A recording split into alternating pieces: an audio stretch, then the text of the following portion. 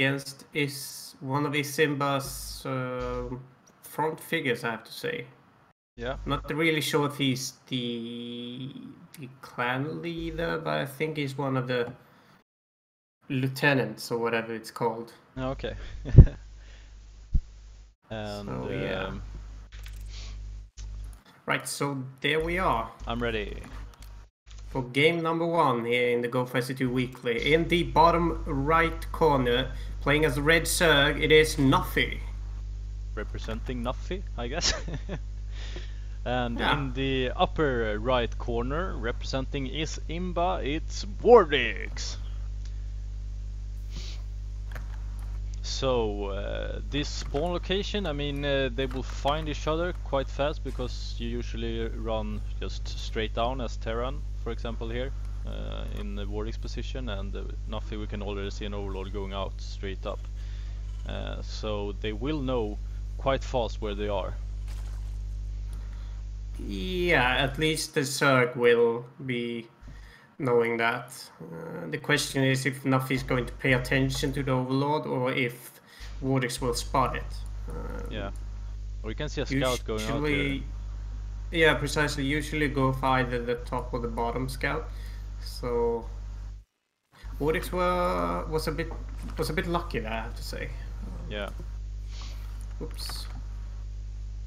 I have to turn off the stream so I don't hear myself 2 times. Even though I do like my voice, it's still a bit irritating hearing it with a 3-minute delay. So Wordix spots the Zerg player now. He sees there's nothing fishy going on. 17 hatch into a pool is nothing out of the ordinary.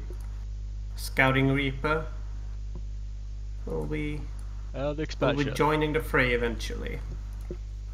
So no one base all in.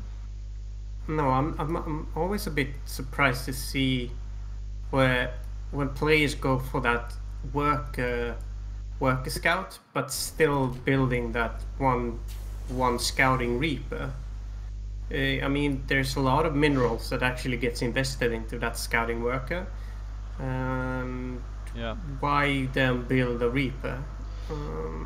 Usually you don't really get any damage versus a Zerg anyway with your one scouting Reaper, so it's not really that worth it. Now we might actually see him get a worker. No. Zerglings are here already, but I think basically why you get the Reaper is to have the ability to get information later on, so you can jump up and down cliffs, get some information about what's going on. Yeah, but I still don't see why you add a worker scout as well then. But now he lost that Reaper, so quite wasted, I guess. He managed to get 3 links for that Reaper though, but 75 minerals for 50-25. I think it is. Not entirely sure about the Terran resource spending, but yeah, not really worth it, that's for sure. Yeah. Because Wordix is starting to add on that second wall off. Always good to have. Nuffy is scouting a bit. Yeah, so normal speed timing for Nuffy, getting that third up around 3 minutes. Pretty solid macro play. I see Nuffy adding a bunch of queens. He seems to enjoy that new queen buff that Blizzard implemented about 1 or 2 weeks ago. See he's adding a few more queens now to get some injects going as well.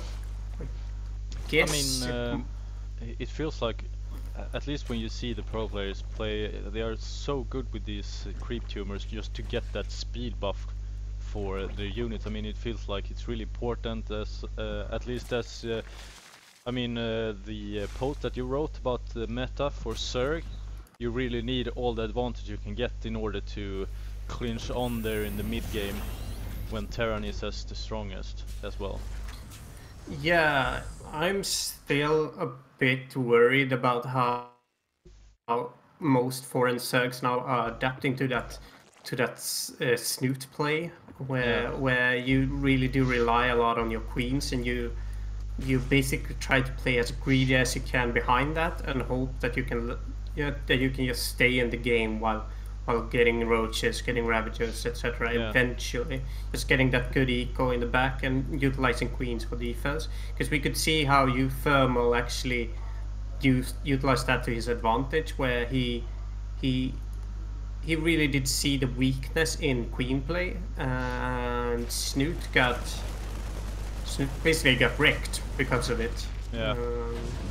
You see that first drop from Wordix here is something that Nuffy should be able to deal with the amount of queens that he has. Just getting those medivacs down fast is the key here. Yeah, not really able to get that medivac, and no speed there for the queens as well, but I mean, he should be able to defend this quite easily, I think. Yeah, just getting that medivac down so low already means that Wordix need to really be careful here. Yeah. As soon as one of the medivacs goes down, the drop is basically shut down. Can't really move 16 marines with one medivac. Yeah. And, I mean, no matter how good your drop micro is. This is another drop is getting in there as well now. Seems to me like Nuffy is basically trying to shut down this drop, hoping that he can do that fast enough. Did some real damage there. Some good transfuses though from Nuffy, but he really needs to get rid of that mine, and good placement there. Yeah, that was a real mistake by Wordix, just rallying that drop, losing the medivac with the units already inside it. And a well-placed spore crawler though, so, and he has also lost his medivacs here, so, but I mean, this mine, I don't know what he's really planning to do with it. He can't really do anything with it when he's only up against queens, but bit questionable. He doesn't really have a medivac for this as well, and you see two medivacs are actually joining here now, together with that liberator from before.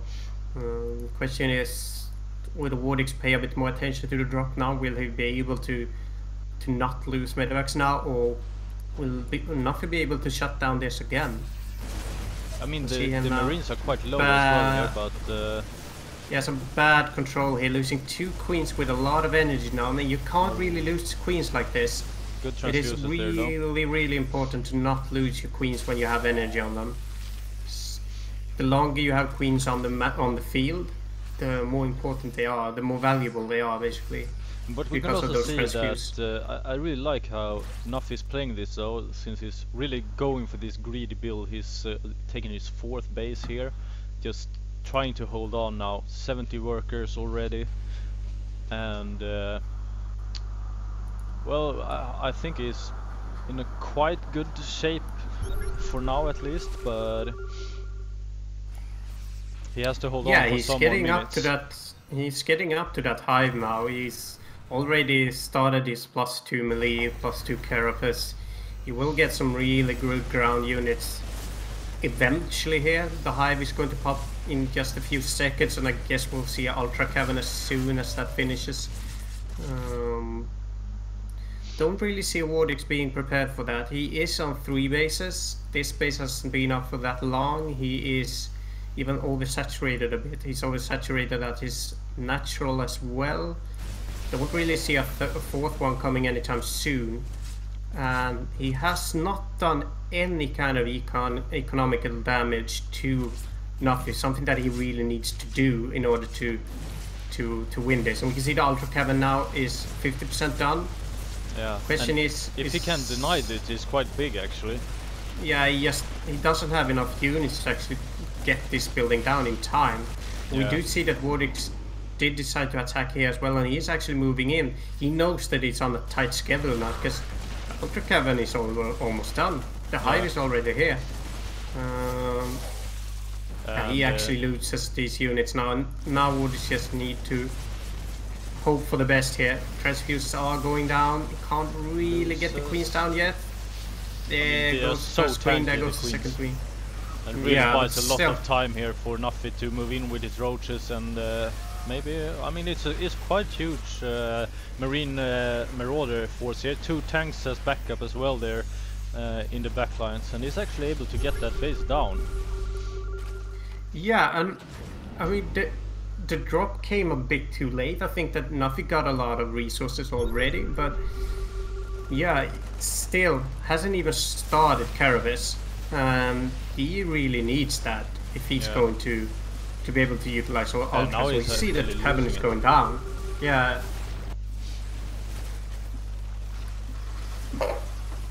Oh, sorry for that. Yeah, we can see the Ultras are here now, but without the Carapace they aren't really trading as efficiently, but still Ultras, still +2. We can see that the Bio is struggling against this, but yeah, this is just not as scary force as you might be thinking. If Wordix is actually doing a lot of damage here as well with the drops. Yeah, I think that this is gonna get shut down now, but the question is, can Wordix actually hold on to these Ultras even without the Carapace? You see that the next addition to his production is actually getting shut down now. You see that the barracks doesn't have any add-ons now. Oh, and oh my god, that is a lot of workers that gets killed there. I think that's like 20 workers. Yeah, that is big. That is big, and he also loses his new additions to his production, and the old production is not really going to keep him in the game actually. Well, it could be if he only had 2 bases, but he do have 3. Not a lot of works though, but still. Yeah, I mean, he's almost mined out his main as well, so he's basically down to 2 here, and Nuffy really has to get Wordix pushed back now so he can hold this front base here. Yeah, if Nuffy can just keep himself in the game now, not do a bad engage or something, he's looking really good. I mean, it takes a while for Terrence to actually get those workers back, but you can see the lack of Carapace. Yeah. It is big, but at the same time we also see that the old Liberators are already dead, and the new Liberators they are out of position. They don't really have anything to fire on. Yeah, and really a lot of Road Ravagers here as well to back the Ultras up. Even though he loses the Ultras, he's able to hold here, and I mean, with a better economy, you can see he's almost up at 5 bases now as well. He's getting a sneaky base there to the left, and now and the Greatest Spire. Yeah, with some Corruptors here now as well when that is finished, and able to transfuse into or transition into Broodlords as well. So yeah, that transition is something that Nuffy will not, or Wordix will not be prepared to deal with. But as of right now, it's looking quite good. I mean, the new Ultras are almost out on the field. Still no Carapace upgrade on them though, but yes, only to see them joining the fray now. But there's actually 3 Liberators now. Yeah, but still not many firing on the here. Ultras though. And I mean, he has no ground troops here, and basically for Nuffy now, he just needs to hold on here and be able to defend. Yeah. And it looks really promising for him. Yeah, if we look just quickly on the third, we can see that he started to saturate it again. He has a 4th here now, having a really good saturation on it actually. But he could snipe some workers now if he plays this well. Yeah, actually getting pushed back because of the Liberators actually. But I mean, Wordix doesn't have the production. Wordix does not have the production to keep on doing this, even though he has a 4th now and a 3rd that is at least a little bit saturated. He needs more production in order to be able to deal with all of these troops that Nuffy has. Yeah, and now we can see the Carapace going down as well, but yeah, the Chitinous Plating is on its way. If this finishes, Wordix doesn't add any more production, he's done for as soon as that kicks in. Because I mean, but when that kicks in, there's no more value in tanks. Basically, there's no more value in your Marines. The only thing you have that you can really rely on, that Wordix have out on the field right now, that is Liberators. Yeah. Doesn't really have that many Liberators either. Not a lot of Bioforce that can actually keep the Ultras under the Liberators. I mean, if you can see now, he's already moving away from the Liberators. Yeah, and I mean, the Liberators can't really shoot on anything now, and I think this is starting to look like a GG for Wordix actually. Yeah, and I mean the lings are so strong as well. 3 lings here, and I mean, now he will lose this But I think that Nuffy really should go here for the workers as well, but it seems like he's taking down. And there's the GG. So solid well played by Nuffy, I have to say. I'm really impressed by how he dealt with that. Even though he didn't play super well with his queens at start, dealing with the drops, he sacrificed an ultra cav, and he made some mistakes, but Wordix was not really able to capitalize on that. Yeah. And that meant that Nuffy could get back into the game and really capitalize on that worker damage that he did eventually. And after that, after getting production, there wasn't anything left for Wordix to do. All right, so we timed that so well. Yeah, it looks like it. All right, so we are now moving directly into the round of 64 here with Namshar. I'm going to sign up.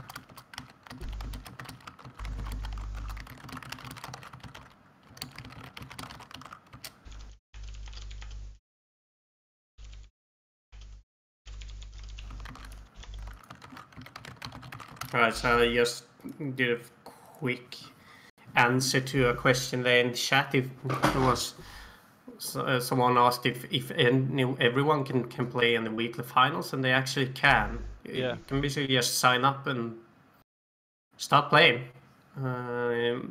Do have in mind though that you will pretty fast get matched up against master players and even grandmaster players, which might be a tough nut to crack. But I mean, at the start, you can get up against other gold players, other diamond players, other platinum players. It's just that getting really far in the tournament is really hard if you're not really high up in the ladder, actually. But yeah, still, everyone should try it out. It's a lot of fun. A lot of fun to just actually get into a tournament like this. A tournament that's famous as the ESL weekly finals. Yeah, I agree. Right, so I am just gonna fix my Discord real quickly. Be back in just a few seconds. Yes, and we seem to be live here with some CVC action. Namshar versus WRJ, and he's actually from Israel.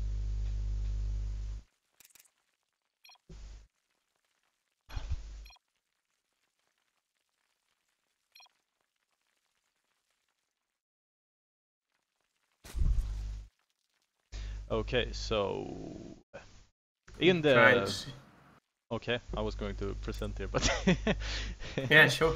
In the bottom left corner, representing Dead Pixels, playing as the red Zerg, it's Namshar. And in the top right corner, playing as the blue Zerg, it is WRJ. Yes, from playing Israel. For Heralds. Alright. So CVC on Frost LE again. Yeah. Pretty good map to see some later game action. Not entirely sure. Might see some 13 pools, some 17 pools, but yeah, both players now are going for 17 hatches. So at least we are moving into 2-base play.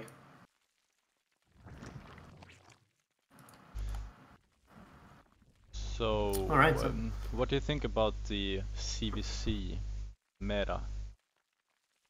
Not much to say.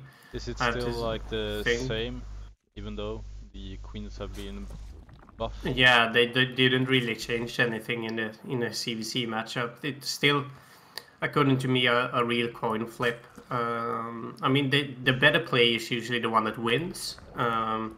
So I mean, that's good, but it's still a coin flip. It's still hard to know what your opponent is actually going for. It's hard to know when to drone and when to get units, basically. Yeah, I don't really see that is something that is changing when you're getting better in the game. I know that even for players like Namshar, it's still a hard time just figuring out what your opponent is doing.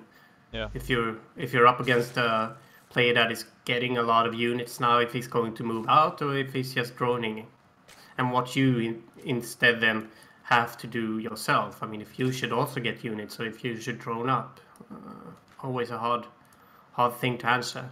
Yeah. So we can see 5 Zerglings moving up here against WRJ's 4. Yeah, both players should probably now know where the other player is. And third base going down for Namshar here, actually. But no overreaction, at least from WRJ. Is getting 4 new links, but... Yeah, I guess he needed a couple of more links, seeing as he's up against more links than he has himself. Yeah. He does have a queen here as well, so I mean it's safe to say that he can hold on to this. Namshar is gonna try scout with that 1 link, does not manage to do that. See 2 more links are now moving in. This might actually succeed. I think this Zergling is... Oh, that was close. Yeah. Still not able to scout. We can see that WRJ is actually committing now. He is getting a lot of links here. He's going to move in. Yeah. Question is, can Namshar hold out against this? Namshar now knows that he's up against this. We can see the Baneling Nest is 70% complete, and that isn't really that good of a timing, I have to say.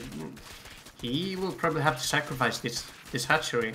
Yeah, and that's a big win for WRJ here, and he's actually producing a lot of links here as well, so... Yeah, so I mean, he knows that he is ahead now. He got that hatchery. He's setting himself up with 1. He knows that Namshar is not really in a as comfortable position as WRJ is. Yeah. Still, we do see that Namshar is ahead on the workers and will eventually be able to move ahead here with that economic advantage that he has here behind it. And he's actually going to be able to snipe 2 queens here if he plays this all right. He doesn't really want to commit there. He sees the Baneling nests, or the Banelings, and not really knowing about the timing of them. I guess that was a good choice anyway. Getting that third, now we see that WRJ does have some Banelings here in the base. And he will be able to connect here. Oh, some really good And things. that is some really big hits. I am a bit surprised to see Namshar just totally forgetting about that Ling Brown buy that happened earlier. Or it wasn't actually a Ling Brown buy, it was actually a drop. Oh, yeah. And that is some good play there by WRJ. And Namshar not really paying attention to what's happening there. He should really have an overlord here that can spot stuff like that. Yeah. But the question now is, will these Banelings make a big connect there? Losing 1 more Baneling, but there's so many links moving in here together with Banelings now. Not really sure what Namshar can do. It's still a good Baneling hit there from Namshar, but I mean the Banelings here just swarming in, but really good micro here from Namshar. Trying to save these workers, and he's still up in workers here.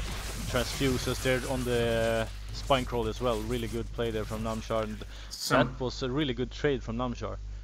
Yeah, still ahead in workers, and that is all that matters, because WRJ is totally committed to this push. He's not building any workers right now.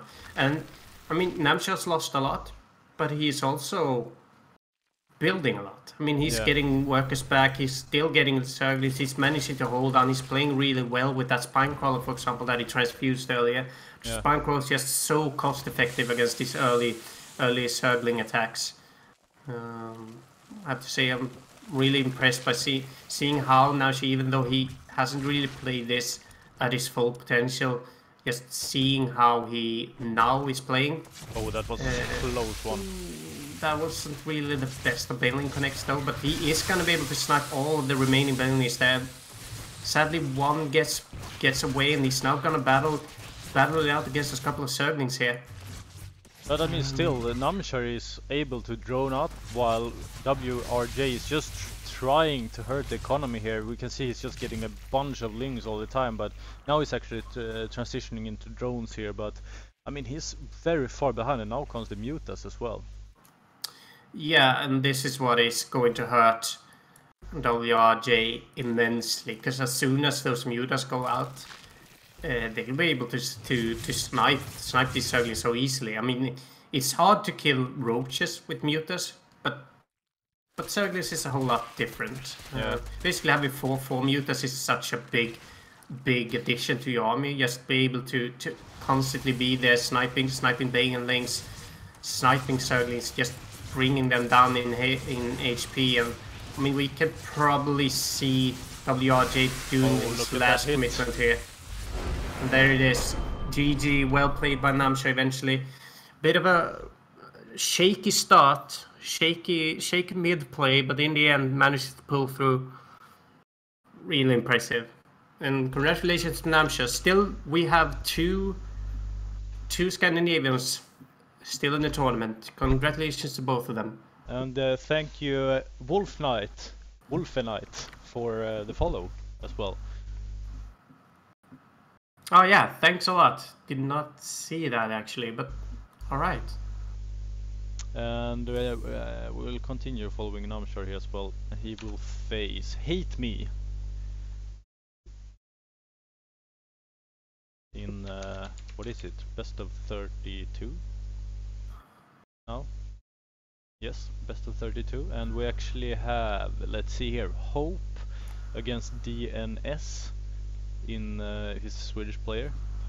So Namshar, Nuffy and Hope so far. Yeah, and Namshar is actually gonna move in against HateMe right now. You didn't guess we should say? just No, I did not. Okay. Are we going to follow that game? Yes. Yeah, alright. We are. So let's just see there, yeah. Seems like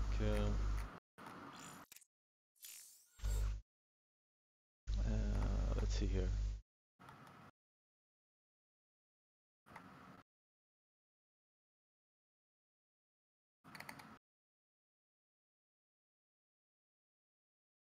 Alright, so waiting.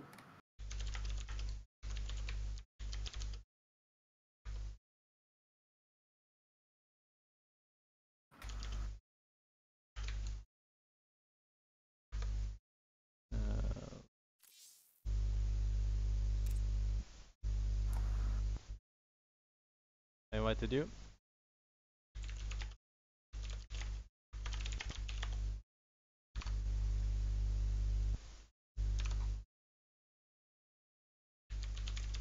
Alright, so HateMe is another play that we've actually casted before. A lot of famous names, or at least in the Go4SC2 scene that we are seeing again. Yeah. Alright, so another CVC now, New Gettysburg in the round of 32. We are still on just a best of 1, if I'm not mistaken. It's in the round of 8, I think, where we will see. Finals? Is that quarterfinals? Is that semi? Yeah, quarterfinals. Yeah, 8 divided by 2 is 4. Mindful. Never do math on stream. All right. So in the bottom right position, playing as Red Zerg, it is HateMe. And in the bottom left position, playing as the Blue Zerg representing Dead Pixels and Sweden, it's Namshar. Yeah. So one of the new maps here as well. Yeah, New Gettysburg. Basically, said it a bunch of times before. Gonna say it again. It's the horizontal version of whatever that map is called. Arena, exactly. So traded one of my favorite maps for a new map that I really do like. I like New Gettysburg a lot. I think it's a bit more, I don't know, balanced compared to Arena. I mean, a bit harder to get through with drops and flybys. for example, and also a bit easier to move around with your army and not be forced to commit into that small passage that was an arena. You basically had to destroy the rocks at arena in order to move around. Yeah, but at the same time you have almost the same thing here. Not really as bad as before, but I don't really see that there was a balance issue with arena actually. Just a solid, very weird map. The thing about arena was that it was so small. Yeah. New Gettysburg is large, and that's why you don't really have those small, very early rushes that you got on arena. It's not as common on New Gettysburg because of the distance, basically. And also these air blockers, I think at least, favors actually forcing players to check their drops, basically. You can't just queue your medevacs and then just continue to macro behind it. You actually have to pay attention to your medevacs so it doesn't get stuck in a corner. And yes, that is a bit weird that the computer can't really calculate how to move around an obstacle like that. But I mean, look back in Brood War, we had a computer or an AI that was even more stupid, but that still managed to work out. So I think players should just get used to how air blockers work. I think we'll be fine eventually. Yeah. I don't really think that Blizzard needs to do anything about it. So but we'll see. Both players able to sneak by and get all the information they need, and seems to be doing exact same build except that HateMe is actually going for the Baneling nest here, and Namshar hasn't showed really what he's going for. No, not really. I mean, he's getting a third base. He doesn't have any more gas. I think he's just committed to Zerglings. I mean, if you look at how many Zerglings he's getting now, it seems to me like he wants to do a small push while droning behind it. And I think you might agree with me, not sure.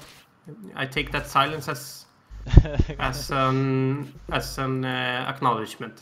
Yeah, and well, it seems like Namshar is actually going for the same build as in the previous game here. A bit later, actually, it's going for the Roachborn, and so does HateMe. He's trying to do some damage here to the third base of HateMe, but he doesn't have any Banelings here to support his Lings right now. I don't know if he's gonna save the gas maybe to get a bit more roaches out, or yeah, not sure. I mean, he is getting another extractor now. He is adding an Evo chamber as well, so I guess we'll see +1 getting researched. But I would like to see another extractor then if he's actually gonna get some research going as well. You basically need that. You need around three extractors to be able to utilize 3 base economy with roaches and upgrades.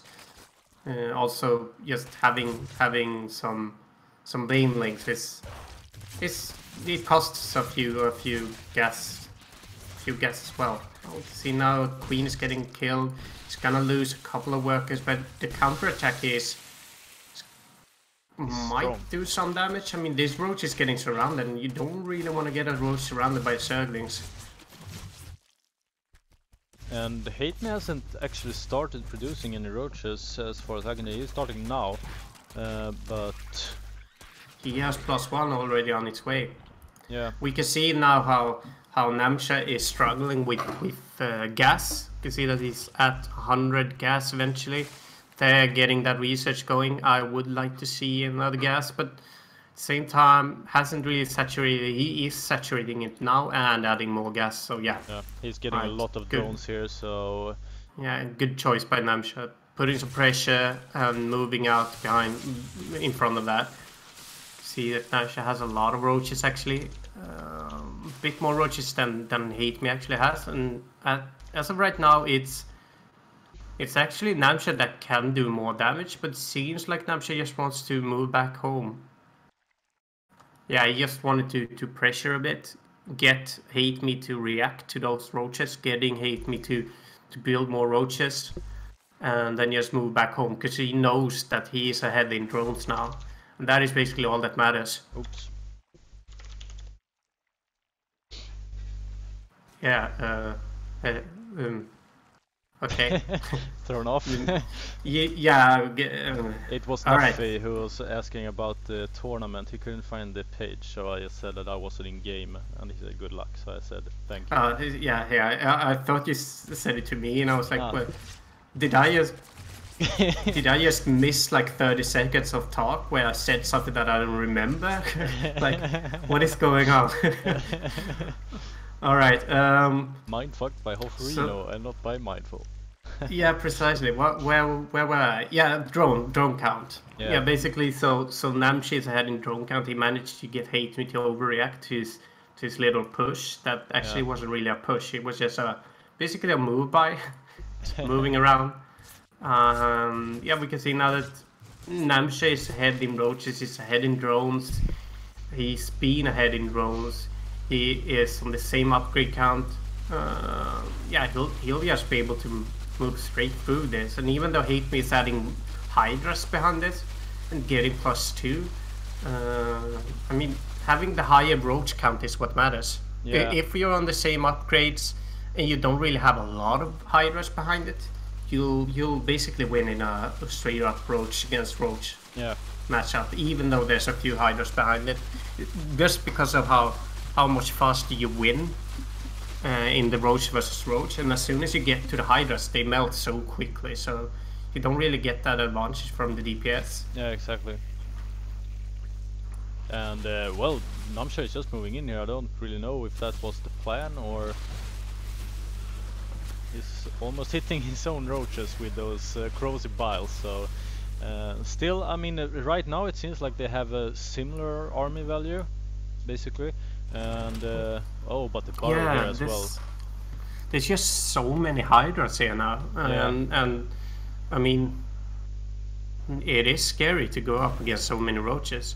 You see that Namshar is moving in with burrow roaches. He's gonna go for the mineral lines.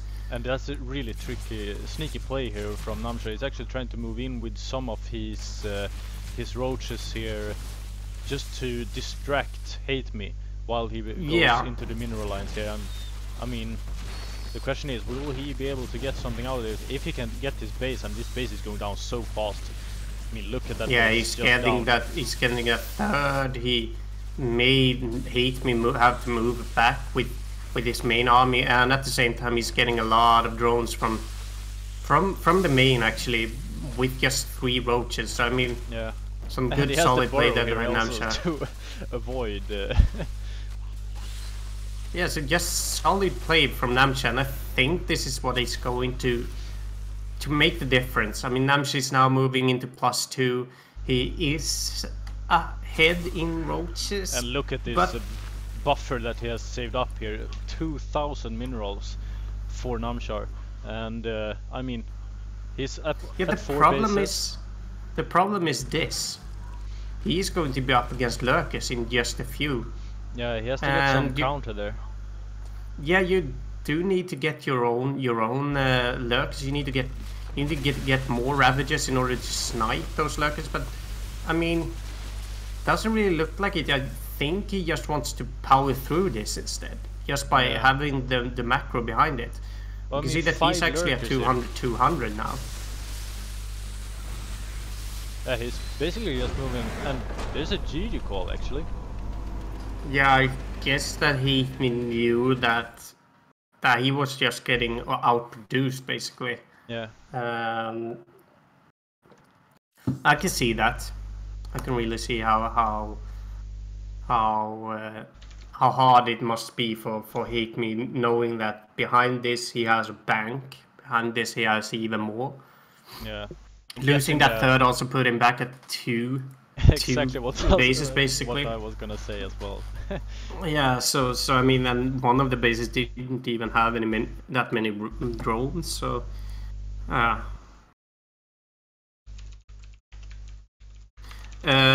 so I got a question from Sinistro, but I guess you are answering him. Yeah, I just wrote that we are following Namshar. Yeah, so we have another lobby set up. Oh. If you... yeah. Good. So... And J_J_E, thank you for the follow. that name though. Yes. J_J_E. Thanks a lot. So it's Namshar versus SBR. He's French, I think. In round of 16. So I mean, it's quite a lot of pressure actually on the players in these early stages. I mean, looking at the players I mean, they are still facing really good players. SBR actually won against Alive. What? Yep, and in round of 32. So, but I mean, that's the thing. When it is best of one, you never know what's gonna happen, because you can do a small mistake and then basically I lost the game. So yeah, but still, I mean, I talked to Pox, you know, the ECV guy, yeah, the Dane, and he said that because they are in Korea right now, and they basically said that in the Korean ladder, he's never seen as many cheesy plays as he saw there. Okay. Which basically means that, I mean, the Koreans should be used to that in a best of one. Bit strange to see Alive actually going out against SBR then, but well, who could have known? Another CVC. Yeah, alright, so in the bottom left position, playing as the red Zerg, it is our favorite Swede right now, Namshar. And in the upper right position, he is playing as the orange Zerg, it's SBR. Well, yeah. Namshar has at least had a lot of warm-up games CVC now. Yeah, exactly. CVC not being Namshar's strongest matchup though, is still really solid CVC player. Yeah. I mean, you think he has like 55-60%, something like that. So still, I do think that Namshar can pull through here as well. We know that SBI is in top master. Namshar playing in that GM ladder should be able to handle this, but who knows? I mean, seeing SBR win against Alive, I am still surprised. I thought that Alive would actually mop the floor with basically all contenders today. Apparently, yeah. Maybe he had some issues with lag, etc. as well. Who knows? Still, the lag shouldn't be that bad. I think Koreans have like 150 latency or ping here. Yeah. Should be able to play still, but yeah. I remember when we casted last time, I think it was a Thursday, and a lot of Koreans, and they said they could actually not micro that well because they had some delay, for example. Yeah, but that, I mean, that is something that is more important when you're playing as Terran, when you're playing those drop plays that they did, where they played. I remember there was a TVT basically, where you had to control your tanks, your medanks basically, and I mean I can really see how latency can end the game there. Yeah. So we can see SBR throwing down a safety spine crawler. Yeah, I mean, maybe he's going to drone heavily behind this, and he just wants to make sure that he has the defense down to be able to defend this second base. Still a big commitment, actually. I mean, what you have to keep in mind is that this early into the game, getting a spine crawler is not only 100 minerals, but it's also drone. Yeah. And that's the biggest part. Utilizing a drone for a spine crawler is actually quite expensive, and without the scouting behind that, I'm surprised actually. Yeah, and I mean we can see Namshar as well. Namshar is going for the third base and the Roach Warren here, so yeah, so I think he's gonna commit to an attack actually. Yeah, getting a lot of links here. The link speed is finished, and I mean SBR doesn't even have his link speed. I like that choice because, I mean, getting a lair that quickly means that you're gonna be vulnerable for a while.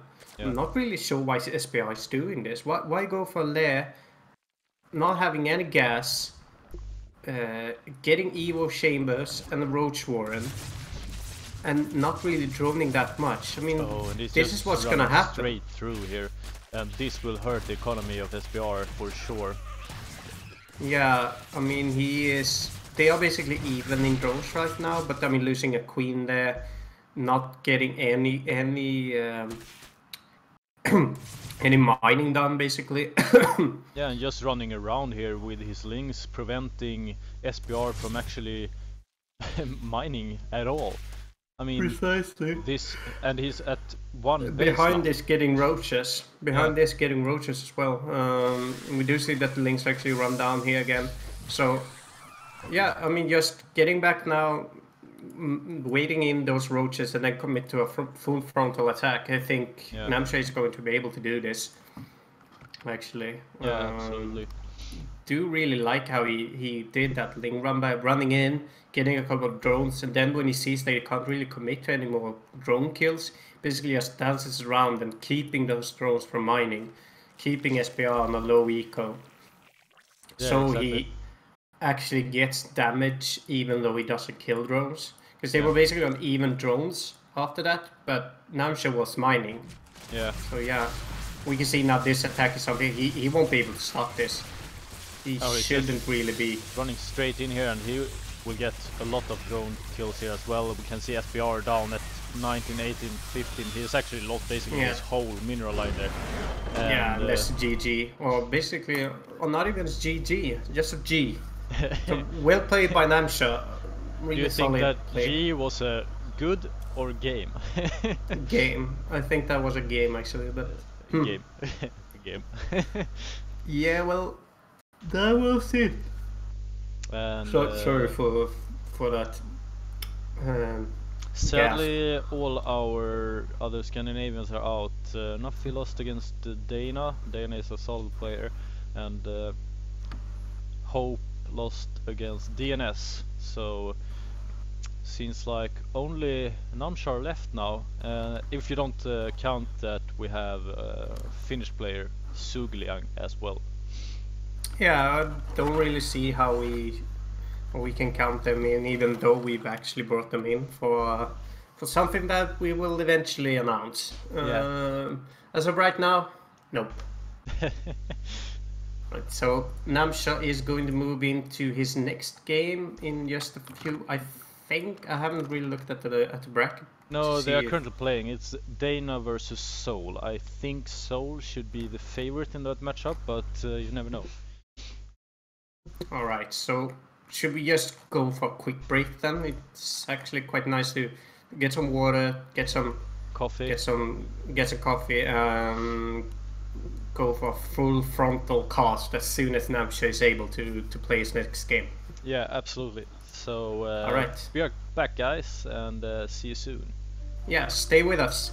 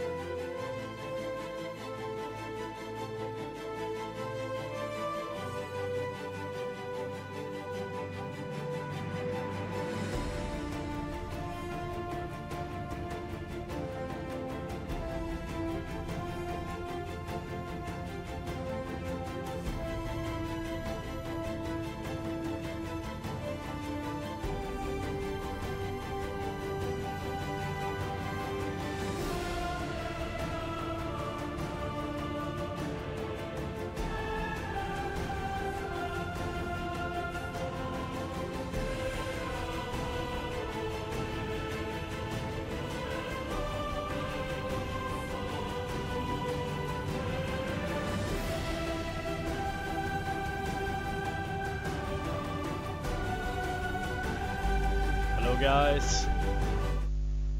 Whoa, your microphone is buzzing like a maniac.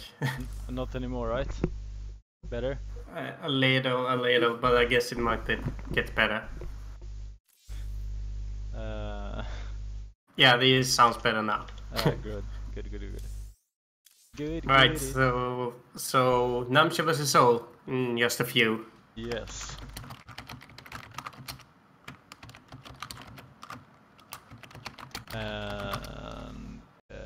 Let's see here. It's best of 3 now, and it seems like almost all other matches are completed except for Goblin versus Num. And Shugliang versus Dimaga, right? No, DNS. Oh, Suglian won against Dimaga, so he's in the quarters. Whoa, that was so weird. I updated mine and I couldn't see it. Now I updated again and 2 games finished. That was weird. Alright, well, I think that Namshar is gonna start that lobby in just a few seconds. I guess they are vetoing maps right now. That is what it's called, vetoing. I was gonna say banning, but that's not correct. You have to use the StarCraft slang. Precisely. So it seems like the Koreans are facing some serious EU what is it called? Resistance. Oh, I thought you were gonna go for something with latency. Yeah, the Europeans are putting up a fight, that's for sure. Yeah. Only True is remaining now, and will he be able to win against Nom or Goblin? That's the question. Yeah. I mean, he has at least one of those 2 left, and then might even go up against the Finn in the semifinals before reaching the finals, where we hope to see our favorite Scandinavian as of now. Well, I really do like Namshar otherwise as well, but yeah, hopefully we'll see Namshar pull through all the way to the finals. But to do that, he has to go through Seoul in the quarterfinals, and then go through a semifinals as well. But we have faith and we have hype. Faith and hype. Precisely.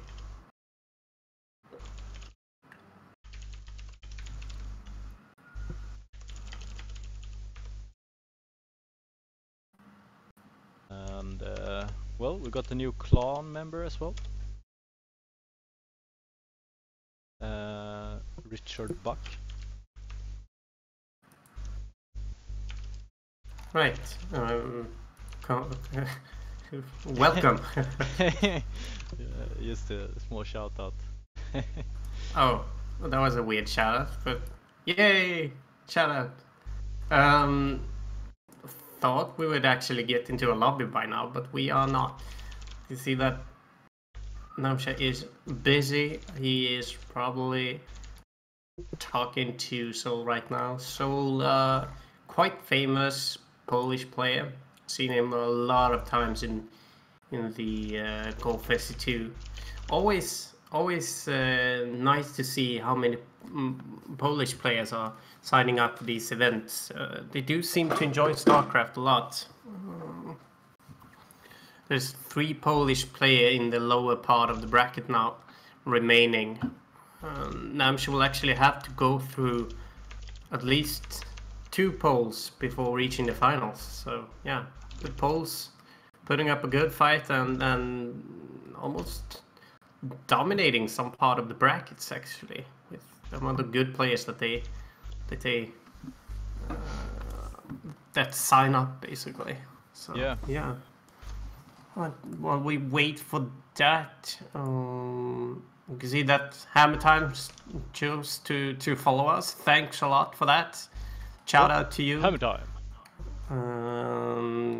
Always glad to see a follow.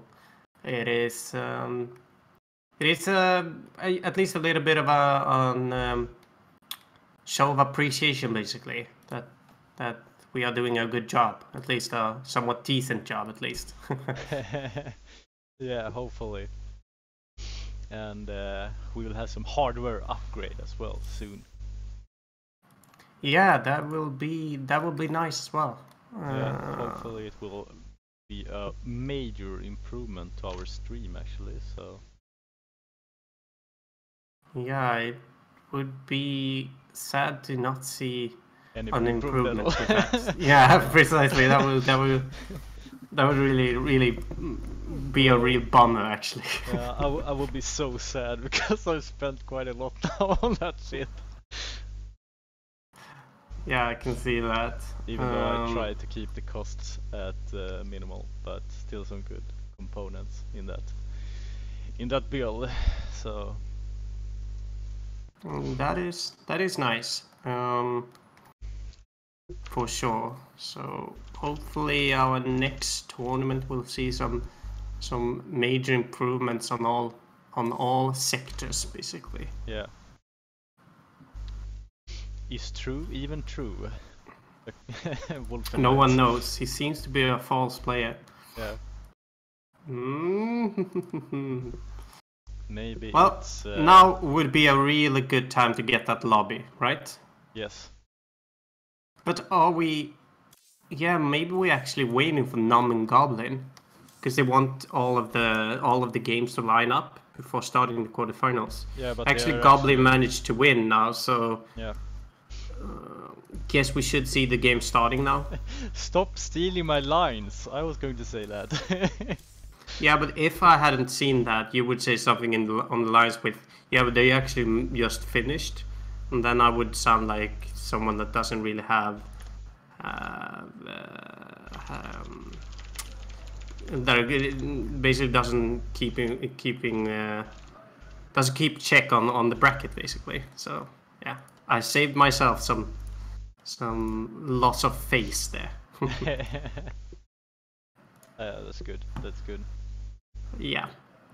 Well, Namshar being in the third place, going up against Soul. Soul, I think, is Protoss. Am I wrong there? I'm not really sure, actually. I can't really remember. In my brain right now, it's like Soul, I think, is a Protoss, but it might as well just be Mana that I'm thinking about. Mana is a Protoss, that's for sure. But trying to find him in the list now, actually, see if I can just go look at his profile.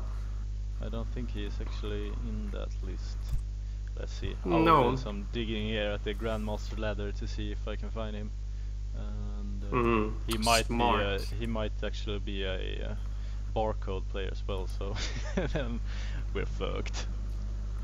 Don't think he is actually. Oh, I just saw Solo here.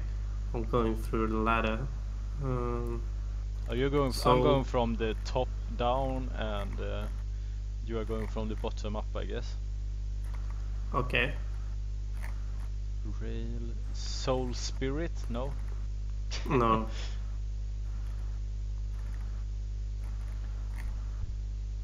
Value. a lot of barcodes in the Grandmaster this season. Which place are you at? 100. I'm actually at 156 now and haven't found him yet, so what the funny thing is, maybe he's not in Grandmaster. If that's the case, then Namshar is in a lobby now, so I'm joining. Cool. I'm gonna join that as well then. Let's see here, join game. Cool. All right, so he is a Terran. Alright, so apparently Wordix is gonna cost this as well. Wait. It would be better if they actually costed someone else.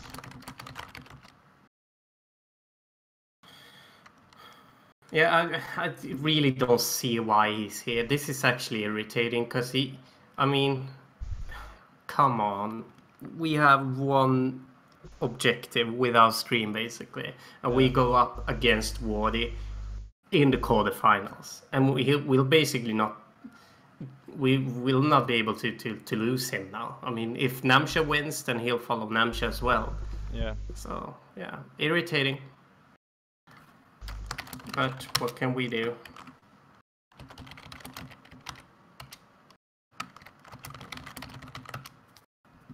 What can we do?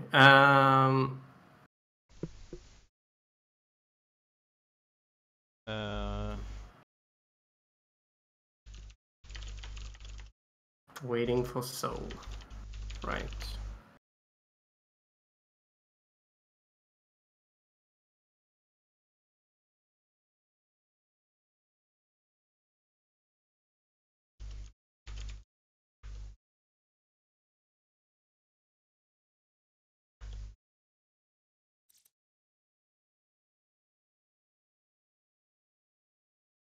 I like the response. But yeah, what can we do? I mean, we'll just have to deal with that.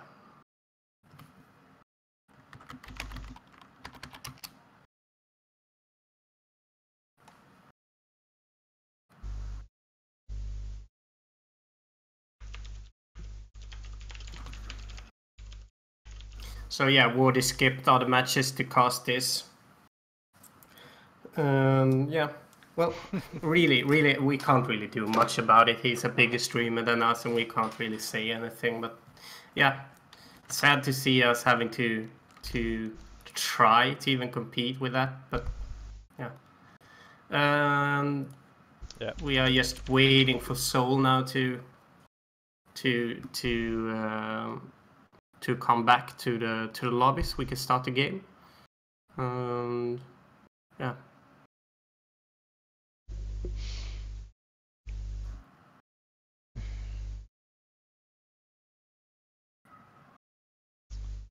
I guess.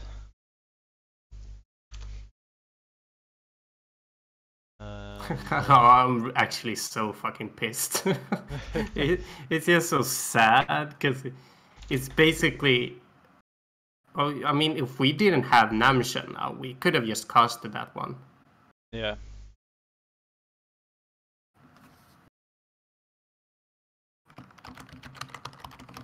I'm a noob. I guess I love how Namshi's trying to keep the lobby a nice place, like yeah.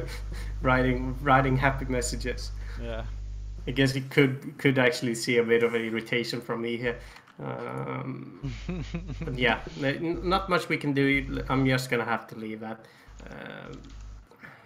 Yeah. We still have some viewers that like to watch our stream instead, even though we are casting the same games. So, yeah, it's just... You see what I wrote? Yeah, what if he actually doesn't get that joke? That's what I'm thinking right now. Okay, I will do some hearts. I guess. Vote kick Wardy. I mean, we actually have 3 different casters in this matchup right now. Roxkis is Russian. some foreign, yeah. But still, I mean, that means that we have one ESL TV PL is casting another game. I don't know which one. I guess they are casting. Well, they should actually be casting Senin versus Immortal Past, since that's only Polish players. I guess. Oh well, here we go. Here we go, here we go, here we go. Game number 1 between Namshar and Soul. Oh yeah.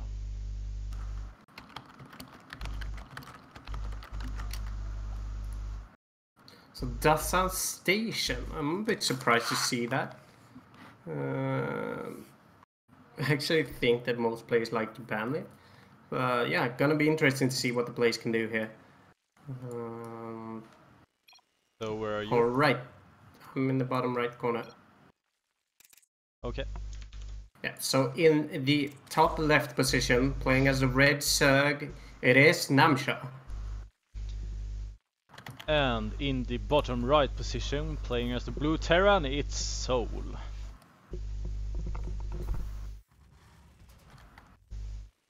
Yeah, I guess a new matchup for Namshar then. He has basically only played against Zergs this far. Yeah, interesting.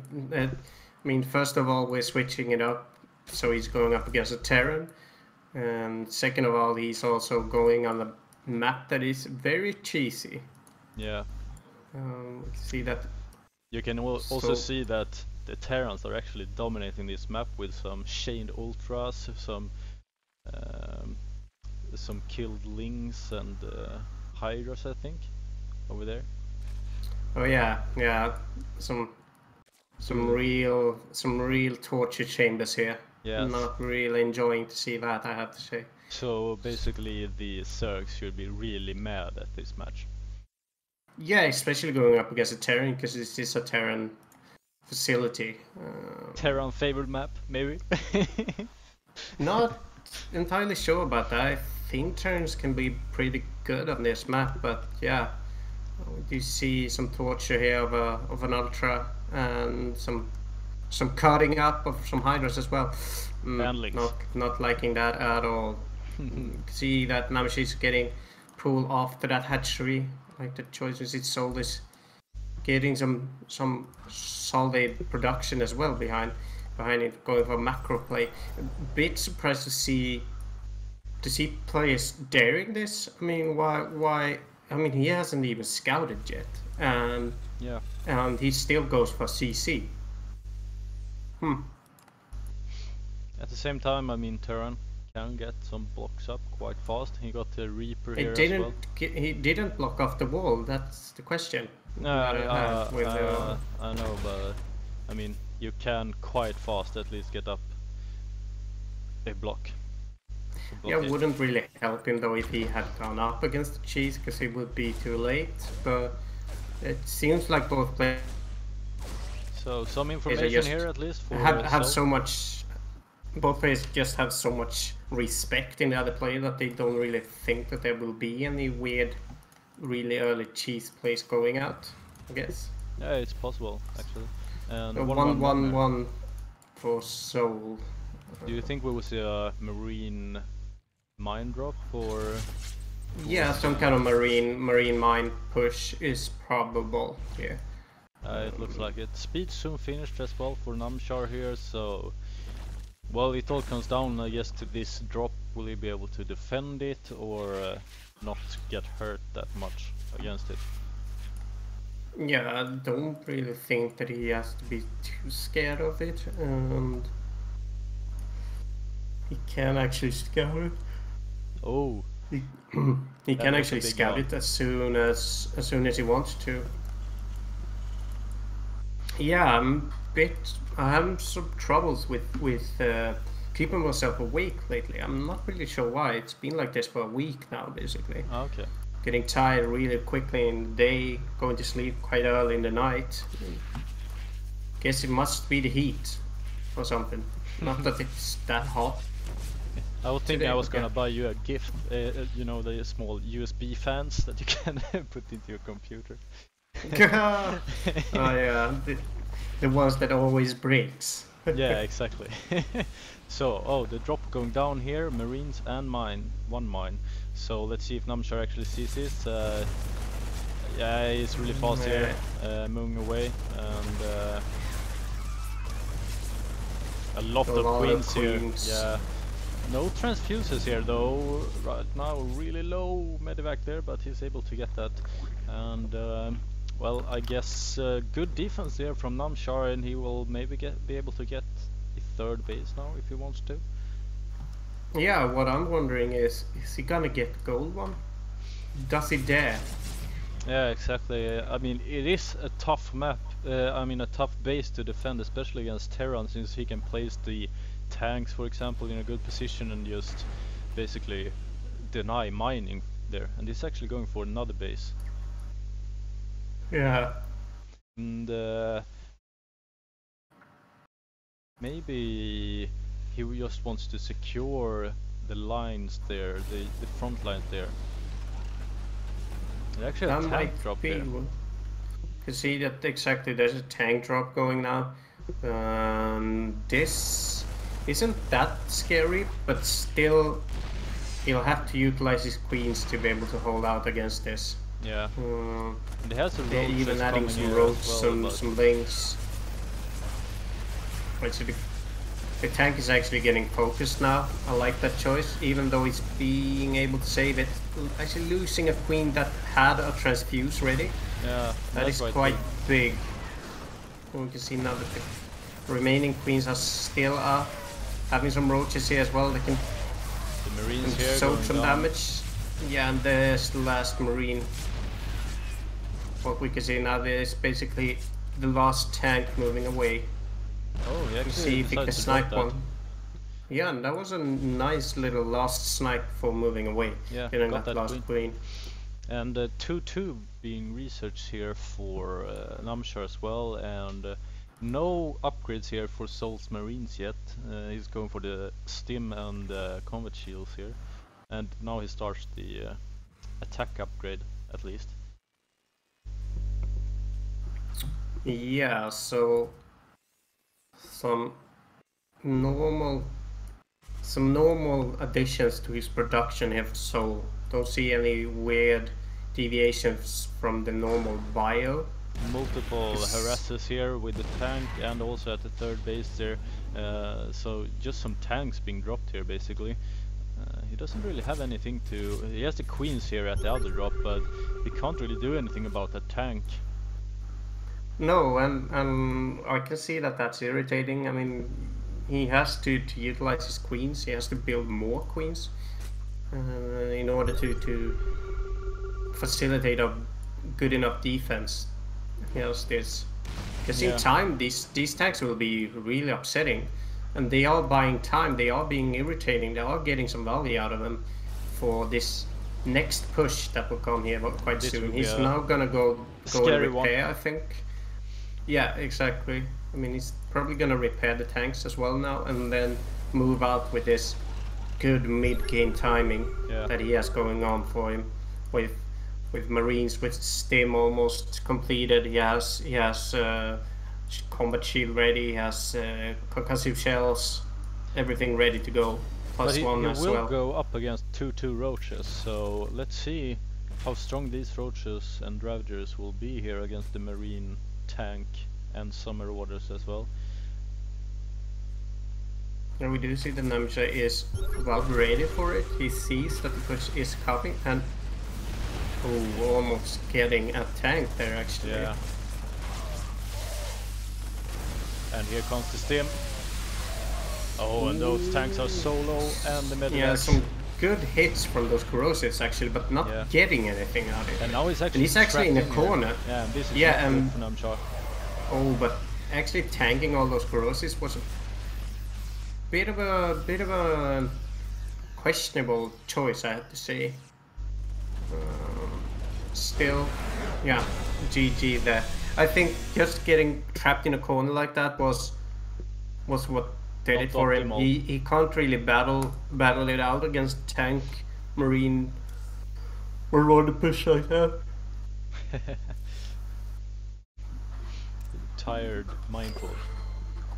Oh, Namshar invited me to a party. I want to be in a party with Namshar.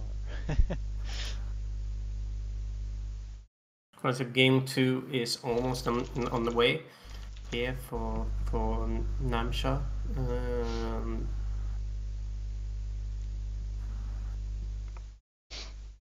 Thank you to Richard Buck and UA1 Team Ratum for the follows.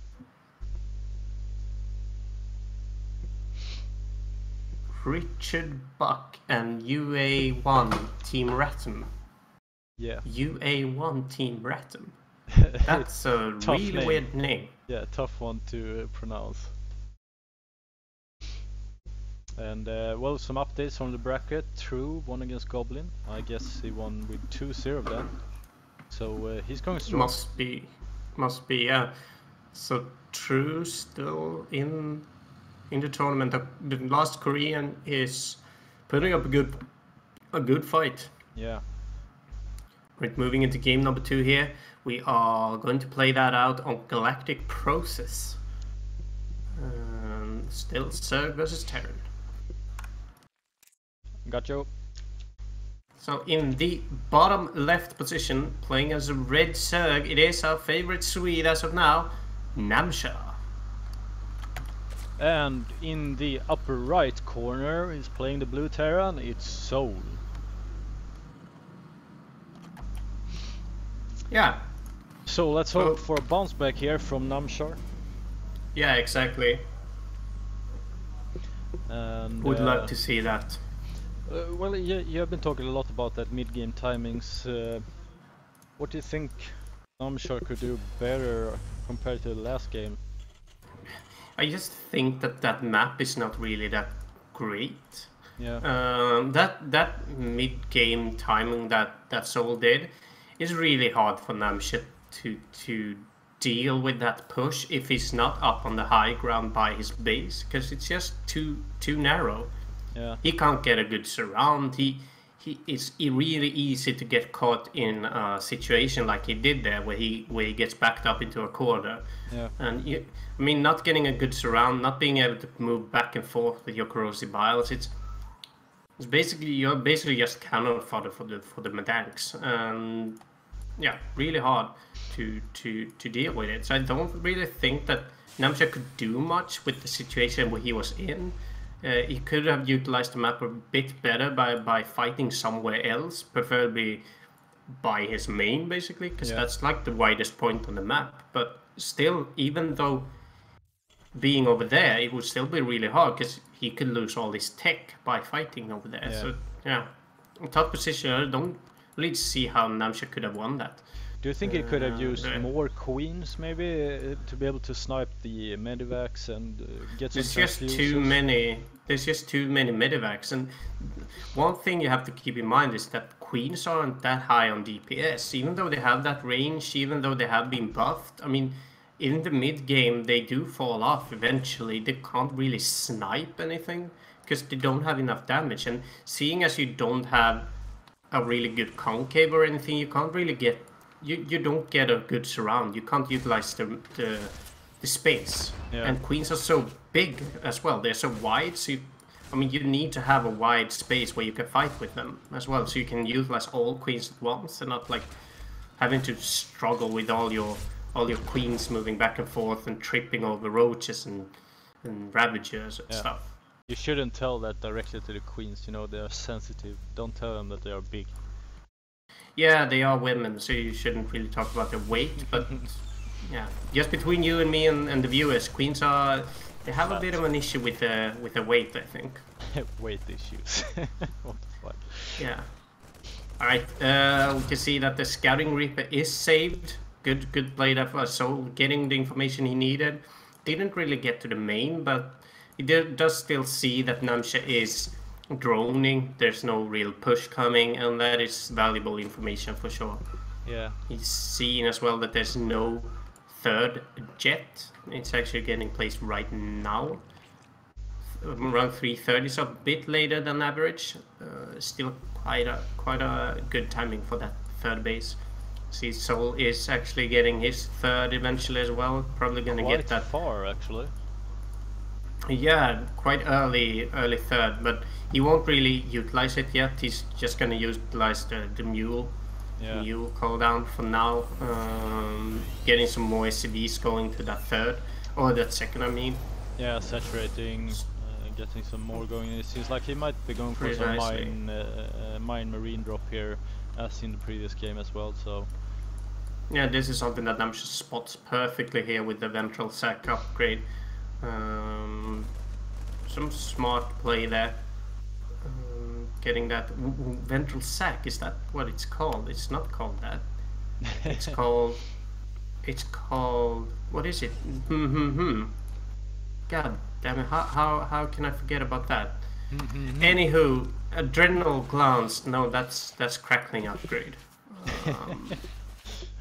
Oh well. Are you a third player? I guess that just. Yeah, I guess that just left my brain all of a sudden. Well, sometimes you have those moments. I guess that is why I'm joining a bit being a bit tired, things like that just leaves your brain basically. Yep. We'll probably come back as soon as medevacs, we end the and stream. And Yeah. Liberate is being built here as well, but I guess, well, I don't know if Namshar, he should spot this, right? He's actually dropping on the creep there. Yeah, he knows about it, but it hasn't moved there yet. They are coming in now. Yeah, and here comes the queens. Not really gonna do that much damage though, because I mean, you have a spore crawler here, you have a lot of queens. Ooh, that is a pretty good hit actually. Yeah, but didn't lose anything, so... Oh my god, he could have lost that medevac that was full of marines. So low. That is lucky. What I don't really like is the fact that Namshar hasn't put on an overload by the rocks. There's actually one over here, but I would like to see it further up. Yeah. Because you can't really see if anyone is firing on the rocks. No, exactly. Because of the cloud thingy. It's really weird, but it's some new addition. As well as the laser fence around the rocks. And some new addition as well. Yeah. Right, so the Liberator is coming here now. I think there's another one moving. Yeah, another one is moving towards the main as well. So you can see one is going over here right now. Gonna get 1, 2, 3. Oh, this is gonna hurt. 5, 6, 7. What is Namshar doing right now? What? I mean, this is too much. Yeah, he manages to force this Liberator away almost. Yeah. Yeah, he gets that one, but And 12 now, kills. and a lot of lings here as well, so...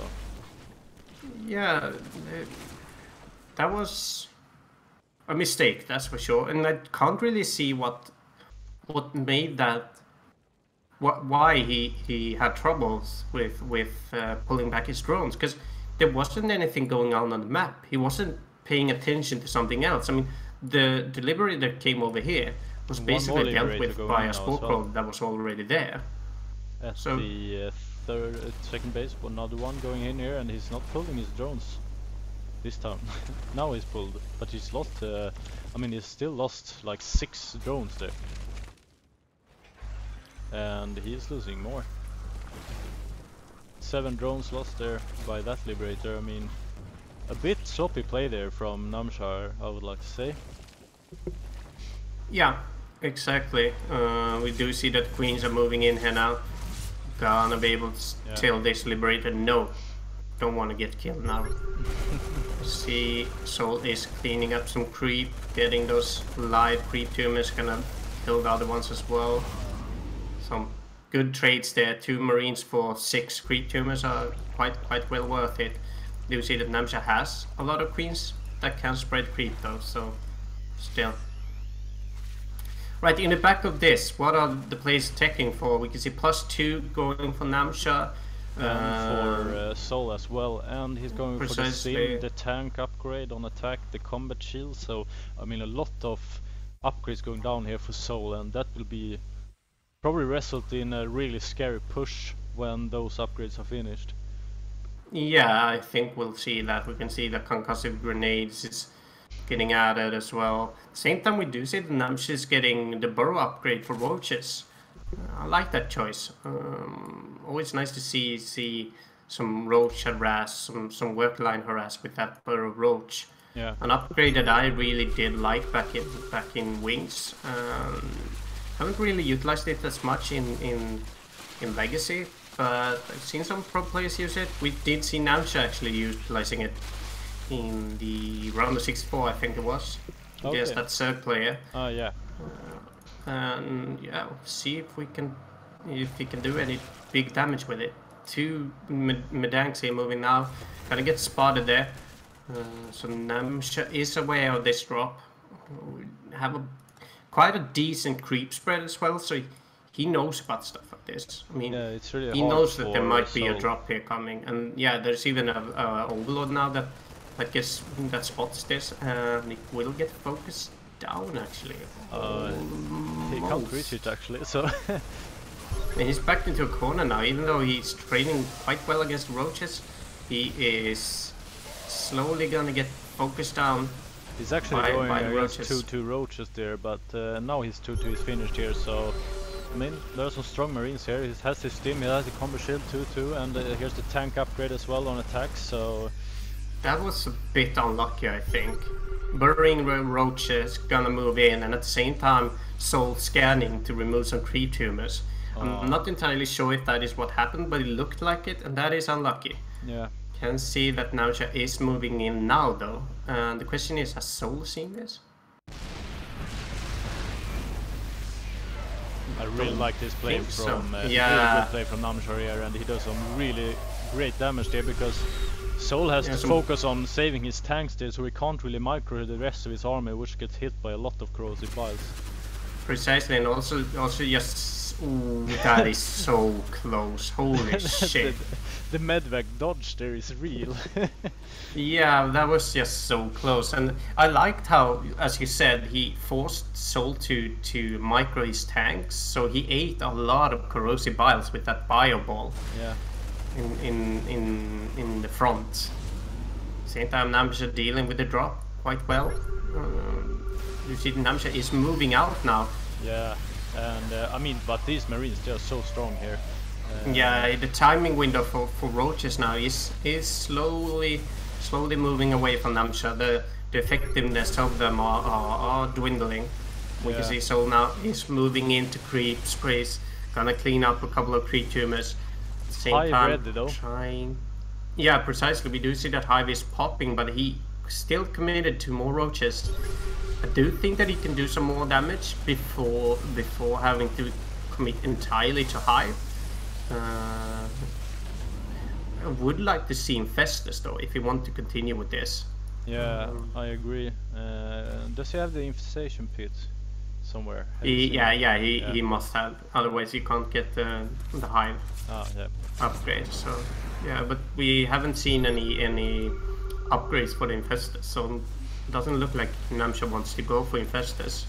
It's actually going to 3-3 here, but I mean Soul is very far ahead in the 3-3 upgrade, and that will be quite scary. That is scary. Precisely, we do see Liberators here as well now. I don't really see how Namshar is gonna engage into this. Whoa, we actually see some nice burrow roach attacks here for Namshar. Doing some real damage here, but now Soul moves in with his main army here, and these are really many. Yeah, there's quite a lot of bio here. The question is, can he hold out? Because he's adding 28 more roaches behind this, together with a couple of queens. But I mean, behind, he has lost so many workers. There's a lot of workers that has been killed here. He's down 20 workers here compared to Namshar, even though Namshar lost his 4th base there, but... getting precisely getting some corrosives there. Losing a lot of roaches that are rallied right into the Liberator zones. But if you look at the stim now, the stim times for these Marines are sadly not enough. As it's getting pulled apart by Soul there. Yeah, sad to see Namshar being out of the competition here. Seems like my mic might have been a bit low, so try to raise the volume here, so hope it will be an improvement there. And I wonder who we are gonna cast now.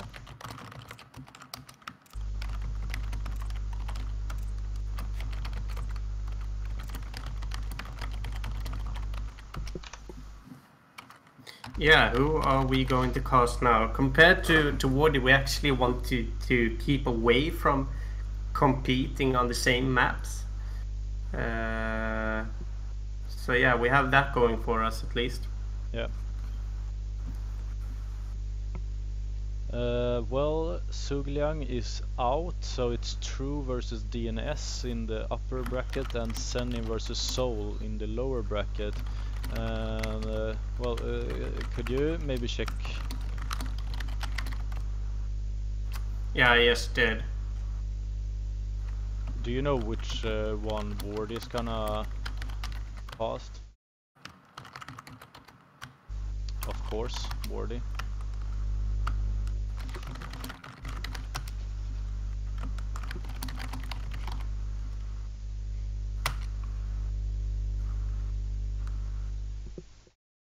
that is just ridiculous. I mean, what the fuck, really?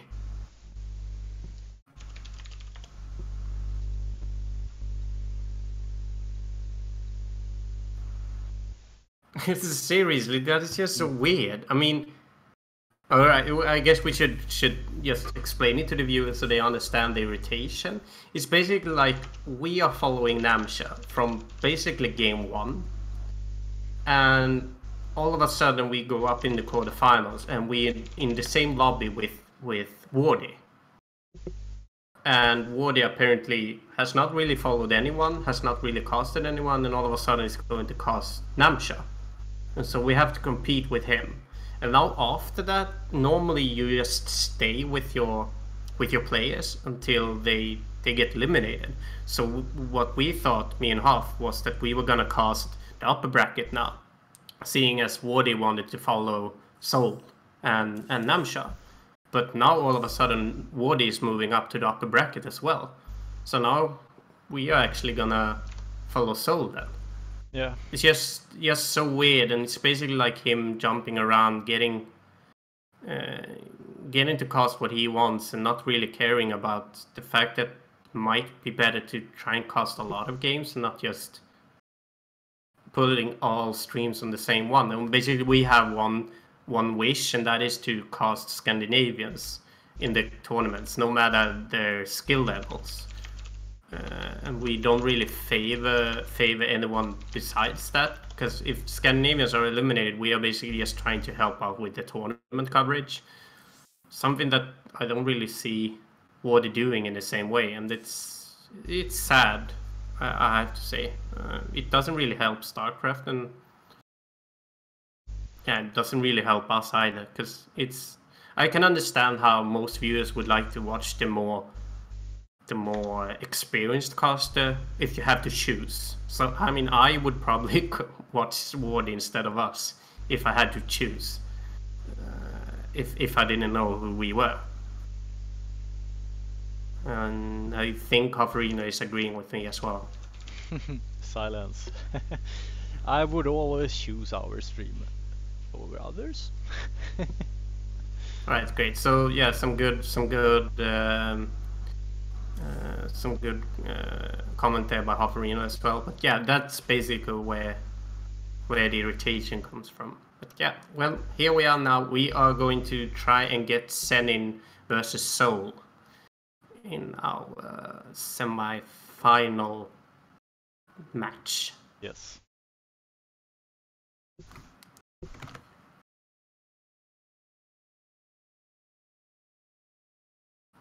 So now Zed is also casting?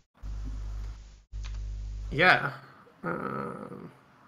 Then I think Zed is Polish, or is he from the German stream? No, he's from Polish. Ah, so maybe they are going down. Maybe they are the ESL stream, right? Yeah, the Polish ESL stream. And basically Zed is either casting for ESL or helping EM StarCraft, I think he's called. That other Polish fella. Okay. Which is actually a really nice person, EM StarCraft. A really friendly guy. Alright, so they're getting that invite for the lobby. We are now gonna move into our semi-final. Best of 3.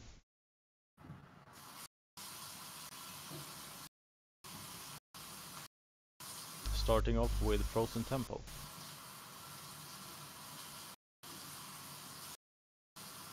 What are you doing? Getting water.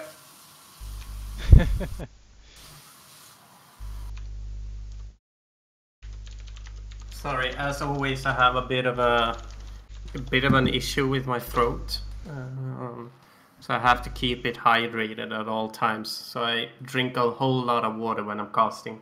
Oh, okay.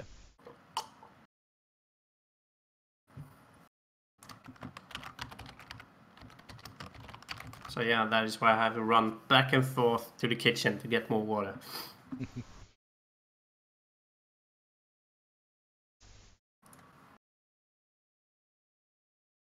That is understandable.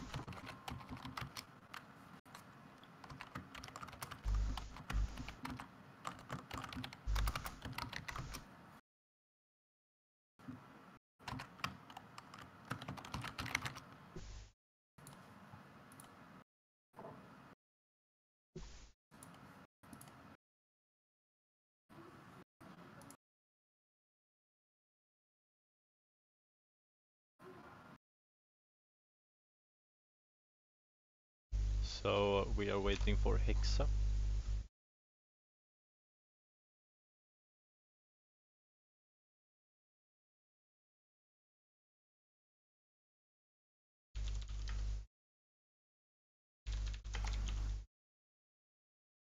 Alright, so here we go.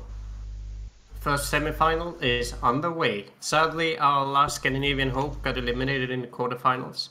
2-0 against this fella to the left, Sold. See if Senin, another Zerg player, is able to put up a better fight. We will see, starting on Frozen Temple. Yes, I've got you. So in the bottom right corner, playing as the blue Zerg, it is Senin. And in the upper left corner, playing as the red Terran, it's Soul. Hard to say actually who's the favorite here. I guess they both know each other very well. Maybe I don't even know who Senin is actually. I haven't seen this clan tag either. DGPX. First I thought it was like a sister clan or a daughter clan to Dead Pixels, but I guess not. And well, he has been participating in a lot of these Go4SC2 events, for example. So I mean, he's a good player. I see. Alright, so we can see Soul is getting that lower tier wall off actually at the low ground, so he wants to get that second base going quite fast actually. I assume, since I'm getting another vacuum barracks this early, might see some Reapers actually. Yeah. But where's that second gas? At least one Reaper going out. But no second gas. Queen Buffy, I guess. Oh yeah, so both players are actually Polish. Yeah. So you do see some Polish getting written here. Had no idea what they're saying though. He is actually going for a third barrack here as well, so... Yeah, so might be Reaper play, yeah, actually. Here comes the gas here, the second gas. I don't know if that's late or... Yeah, that is a bit late. You can't really produce from 3 barracks. But this also isn't as big of a commitment as it could have been then, because you have that gas a bit later. Also, you need minerals for the barracks at the start, so I guess that is why, perhaps. Still a bit questionable, I think. I'm not the best of Terran player though, so I'm not really the best of Terran players though, so it might be that the timing is actually quite all right. But as far as I know, you could have gotten gas a bit earlier. But yeah. I mean, he will do some annoying harass here with those Reapers, but the Queens here being able to defend there, I mean, it will still be hard for Soul to actually get something out of this, I think. Yeah, and as soon as the spine crawler goes up, it's harder to actually get to the mineral line. Yeah, but I mean, he's really going for the Reaper play. He's producing 3 more Reapers here, and so he's really committing to this Reaper push. Yeah, and actually almost losing a queen is not where you want to be this early. Adding more queens now, I like that choice. Really do need help for that. Pulling his spinecrawler forward, I like that choice. Going to spread the way that they can actually get some damage done. And I think it's actually defended now. In the back we see that Soul got his second on its way. I mean, even though it's a bit of a commitment, he also puts the Zergling on a tight budget mines. where he needs to get a lot of Zerglings basically. So yeah, I still think that there's so many Reapers here right now, and he will need more queens actually to be able to hold out against this Roach Warren. Would see get added, and I like that because as soon as it gets roaches, it will be easier to defend, but still quite hard. Yeah, but still, he's able to drone here, and I mean, he has lost one queen here. The queens are low though, so if he can get a good grenade stack going. Problem is you need like 2 or 3 salvos before you can actually get that down. Yeah. And as we can see, there's actually 1 transfuse ready now on this queen. A transfuse can basically bring the spine crawler to full health, as it is right now. But he used it at the queen there though, so... Yeah, so it is gonna get killed now, and this is a lot of Reapers, but no more Reapers getting added behind it. We actually see, so this is a commitment that it's not gonna get reinforced. Question is, can he get workers? Oh, he's getting surrounded by links now, and that is big. Yeah, that is really big. Here. And well, I mean, he got 24 links, 1 drone and 1 spine crawler and 1 queen, so at the same time he lost 14 Reapers there. Yeah, 1400, 1500, like 2000 almost. No, 750 minerals. So both players have an equal loss there. 1500 actually. And 1000 for Senin. So I think Senin is actually looking quite alright. He has his 3rd on its way. He has droned it out perfectly saturated. Getting roaches, getting banelings. Actually pushing a bit right now as well. Yeah, I mean, he it feels like he wants to contain Soul here, maybe. The problem here with this, I mean, he has the production line as a blockade here. And he will lose some production units here, or production buildings. Yeah, there's just now a tank actually getting added that can reach these. Losing both reactors means that you basically halve the production from these 2 barracks. Yeah. And Sol can't really do anything about it because he really needs this block. Yeah, exactly. Otherwise he will be just swarmed by Zerglings rushing in. Exactly. So, I mean, I guess this is basically the start you would like to have as a Zerg. Against the Terran especially. Yeah, having map control basically is always something that you want to try and achieve. It's kind of hard to do in Legacy, but I think Senin sort of has it right now. And that is a good position to be in. It's also having your 3rd saturated. Yeah, having your 3rd saturated. I like that choice. We can see that this is actually a Zerg player that dares to go for mutas, dares to go for Zerglings. Uncommon. Uncommon, a bit. We can see it a bit more nowadays. Think there's a bit of a meta switch going on in Europe. I like it. I hope that this works out for him. Do you see if he's hiding his mutas somewhere, or? They are over here. Only 2 so far, getting 2 more, so maybe we'll just use them as a sort of protection against these drops. Yeah, drop defense might be. This is not enough to actually deal with this. I think that he needs to be a bit careful. Yeah, 1 muta is really low there as well, so... Counterattack that is set up over here though. You can see that there's a lot of supply depots that are blocking the path that the Zerglings want to take. Question is, will he actually be able to? If he moves out, the Zerglings will get in there quite easily anyway. Yeah, absolutely. And he's also at 4 bases now, Senin here, so he's up 1 base at least, which is always good. or just barely not seeing each other. This is a scary push. I mean, 4 tanks, a lot of bio as well, so... Yeah, not entirely sure what he can do here. He is actually... Oh, and if... Oh, yeah, Soul actually has one open there, and that is big. This is a big attack that can actually go in here. He has gonna battle up against 4 Marines, not really that much. A tank that is in siege. Wow.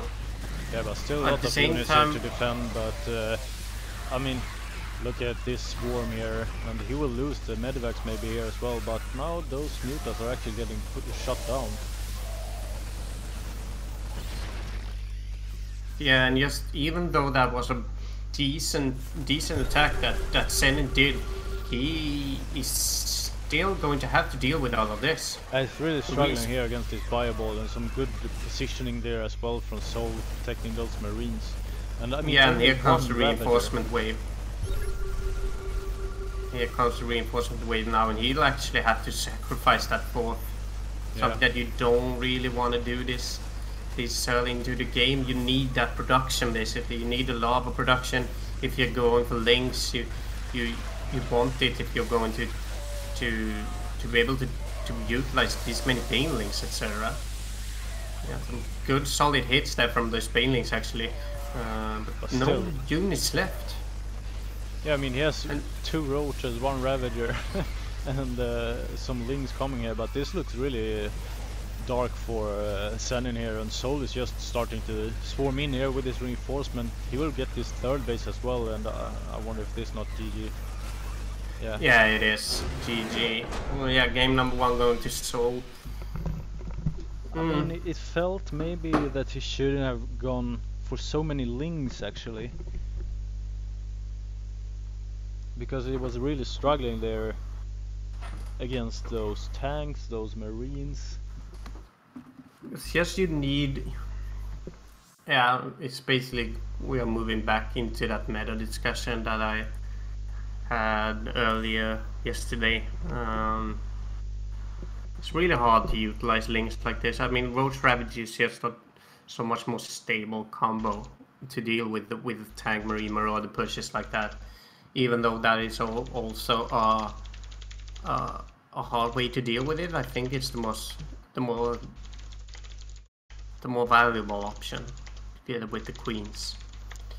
Right, so we are gonna move into game number 2 in just a few here. Yeah. Just now joining the lobby.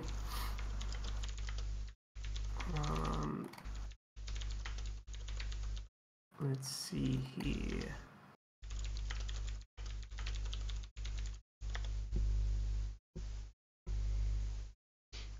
Did you get into? Yeah, good. Yeah, yeah. So we are waiting for Hexa, I guess. Thank you, Rayson076 as well for the follow.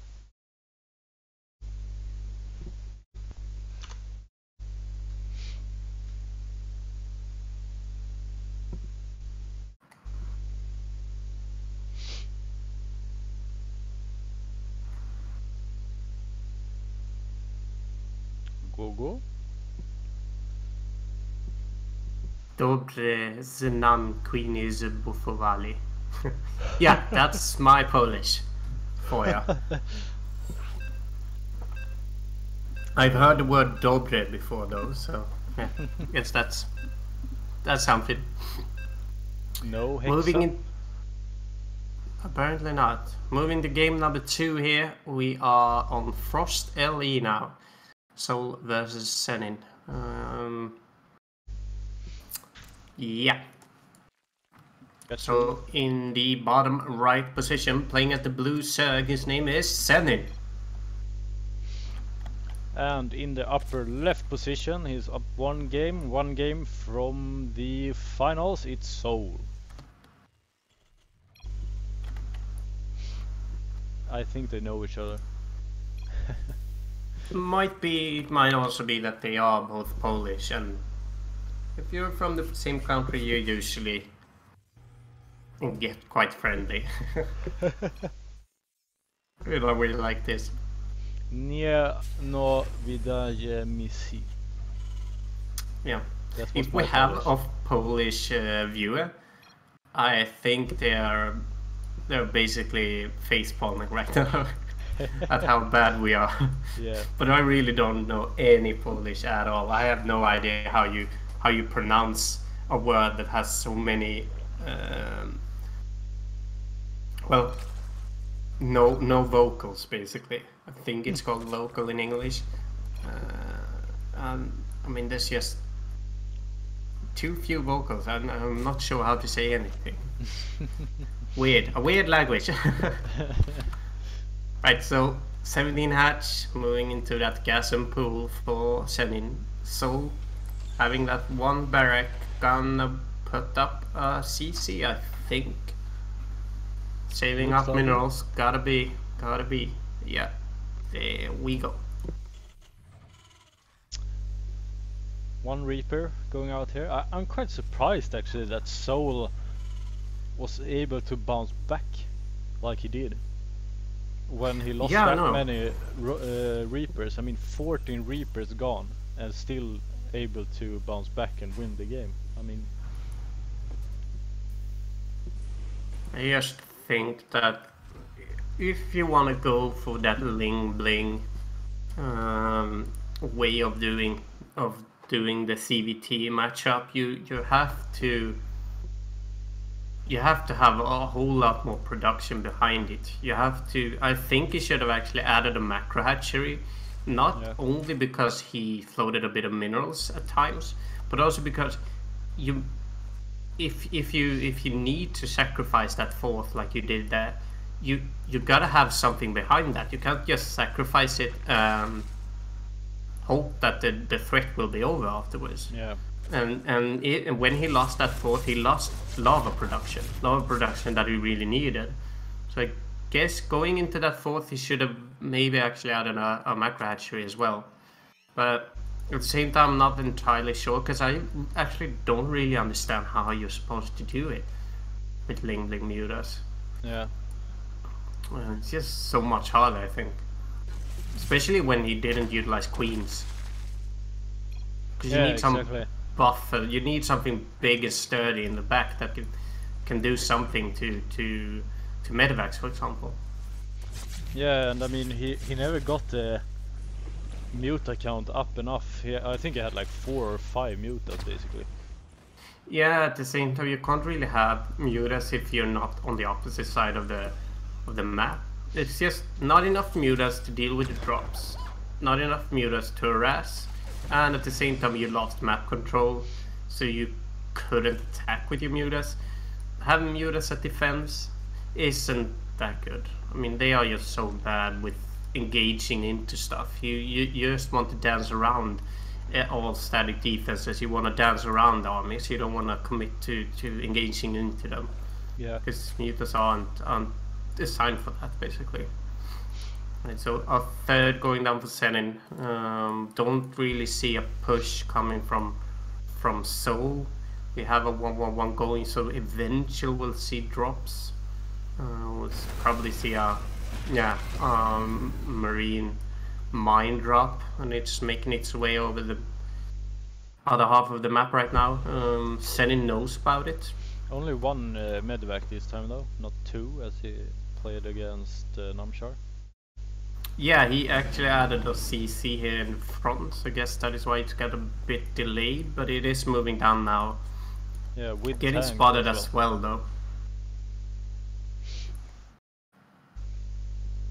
Yeah, this third is a bit of a tricky situation here. Can't really engage into these marines as well as you want. Losing a couple of marines to a mine, and I mean, as soon as this dropship joins in, it will be hard. Yeah. I mean, this tank is going to be able to snipe a whole lot of Sergers before he can even get up there. And at the same time, the mine is also, but big connects from the banelings, and he actually manages to just overwhelm the turn. Yeah, but those medank drops, they are so annoying. I mean, especially for a Zerg, since you don't have the option to just...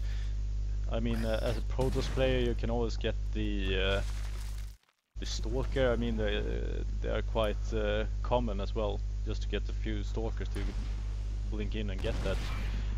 But I mean, you have precisely. to do Hydra then just to be able to deal with it, or a Spire, or Queens of course, but I mean you need quite a lot of Queens to actually be able to do something.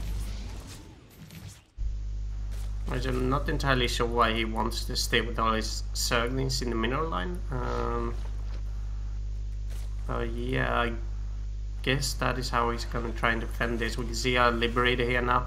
Senin being on top of his game, he actually sees it.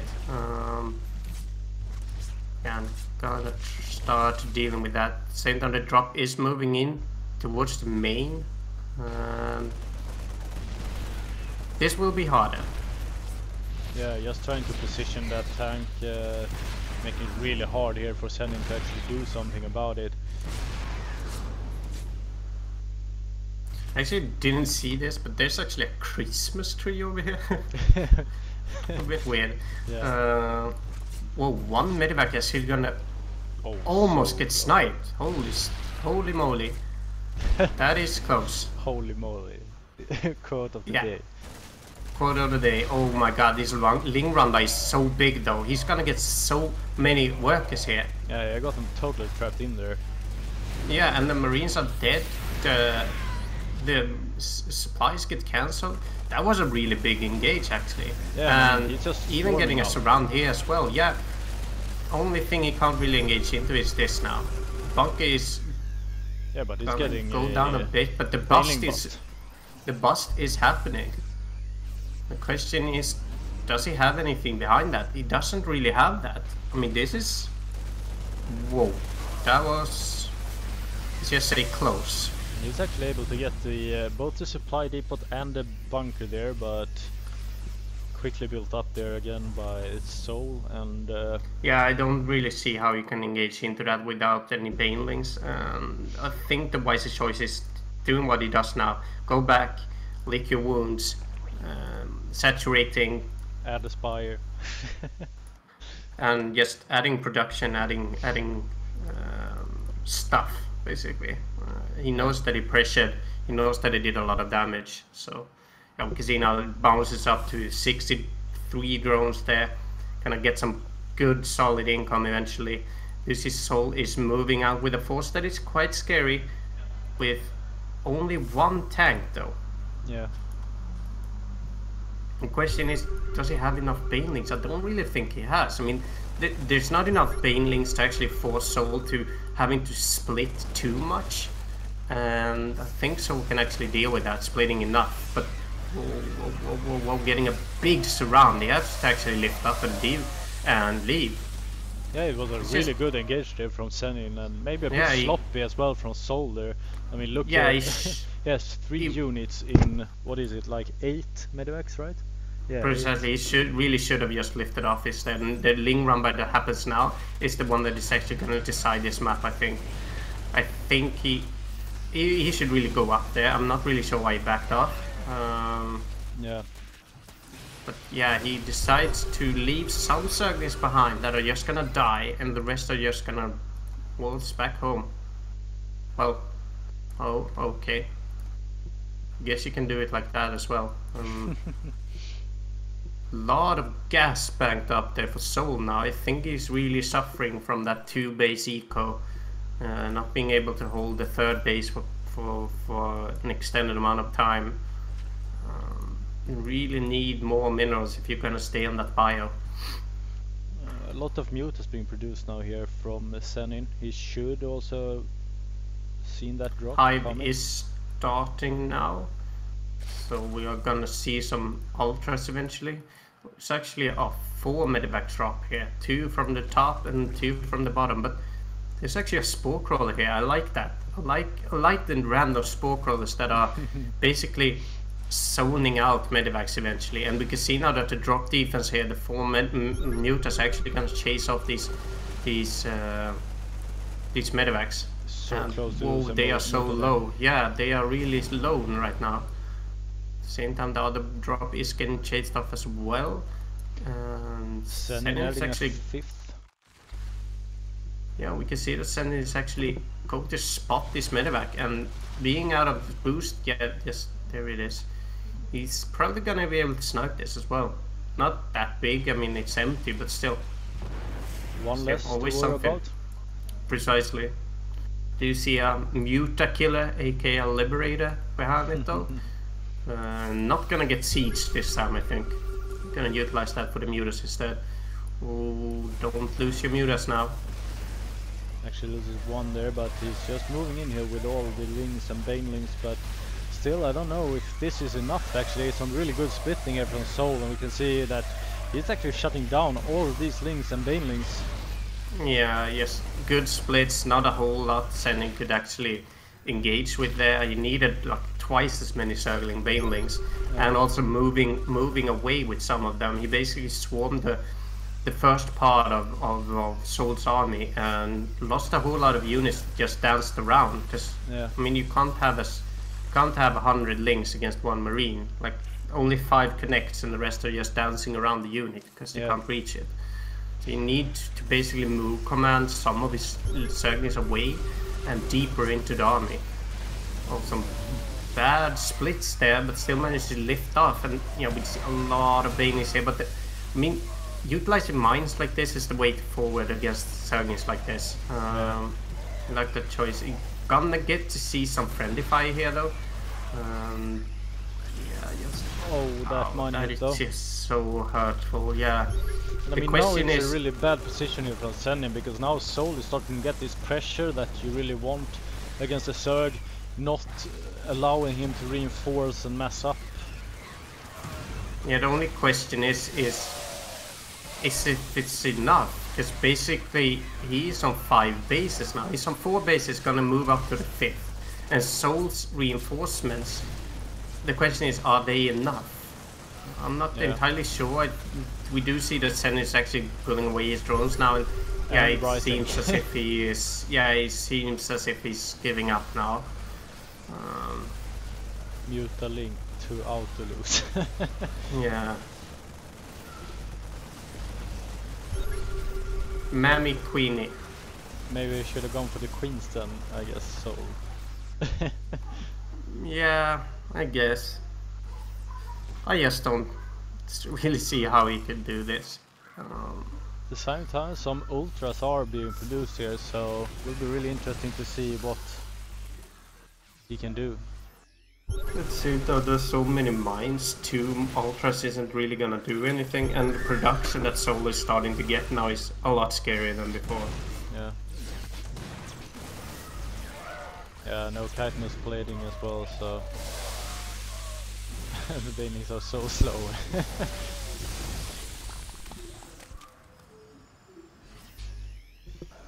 Well, I think we'll see Soul in the finals here. Yeah, I think so too. The only question is if Senin is gonna give up, or if he wants to do that last-ditch effort, connects to the Marauders. Not that good with the banelings. And yeah, there's the GG. Soul takes game number 2 and moves to the finals. Yes.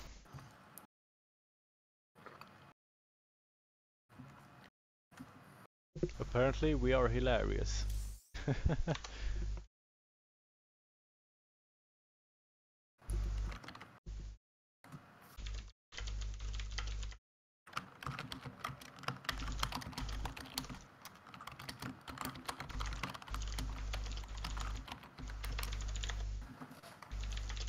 I guess that is positive, maybe. I'm not entirely sure, but there are some bias in this. I guess that is what might be hilarious.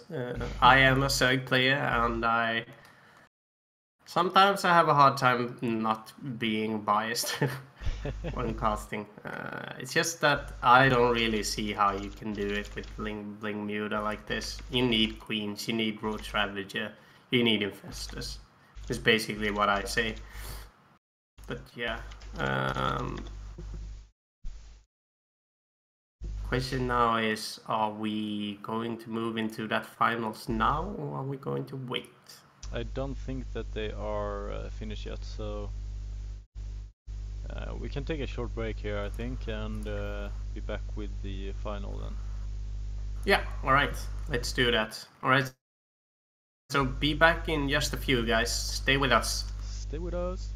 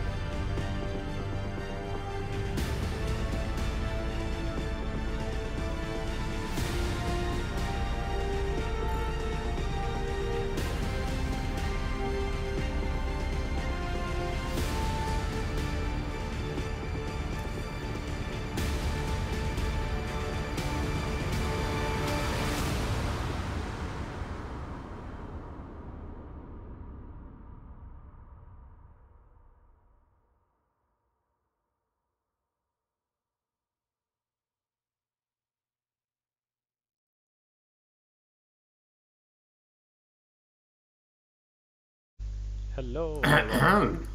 Oh my god. You started it, so I was like, okay, I'm gonna clean my throat as well. By the way, I'm still making coffee, so I'll have to run in a few and get it. Okay. Okay. Okay, it appears as Soul is AFK still, and ESL can't even reach him. So we might actually have to wait for that lobby to get created. That sucks. Yeah. So while we wait for that, we'll just have to wait. So yeah. Any news from you, Hofferino? How's the weather? Well, it's a bit cloudy. I can see some chance of blue. Meatballs. Yeah, probably meatballs. Cloudy with a chance of meatballs. Haven't you seen that movie? It's raining meatballs. Or is it just called meatballs? No, Cloudy with a chance of meatballs is what it's called. I don't think I've seen it, but it's an animated movie. Oh, it actually rains meatballs. It's a really weird movie. I do think you should watch it though, because it's entertaining.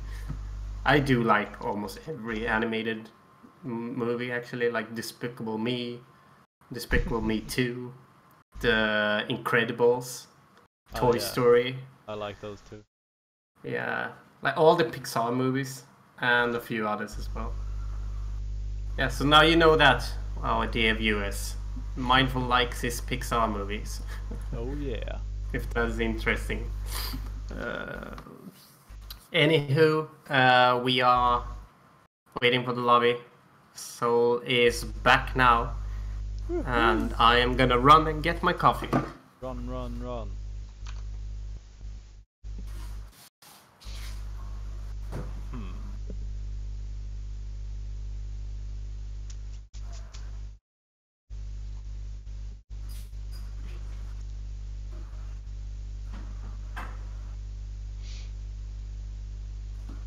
So it's Soul versus True in the finals. Let's see.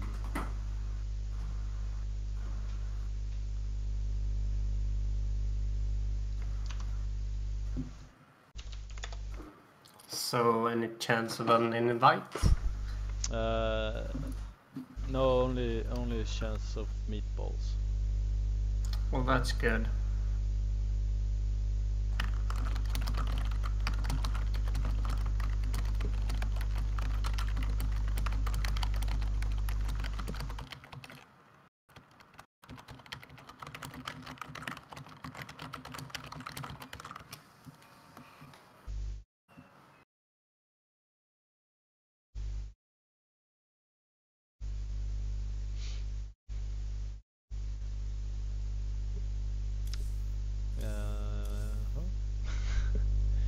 Right, so you are quite low. Or well, low. You aren't really saying much. You're not really saying much. No, I got a message on Reddit here. Because they want a guy. I said Viking TV plus Go4SC2 weekly finals equals true, and then a guy made a if what is it called in English? It's if sat in Swedish, but if if command. If statement. Yeah. An if statement. Yeah. So he said like if Viking underline TV. Viking underline TV. Yeah, go for it, blah blah blah. Watch Twitch the stream. Sorry, your programming related title forced me to do it. Right, so you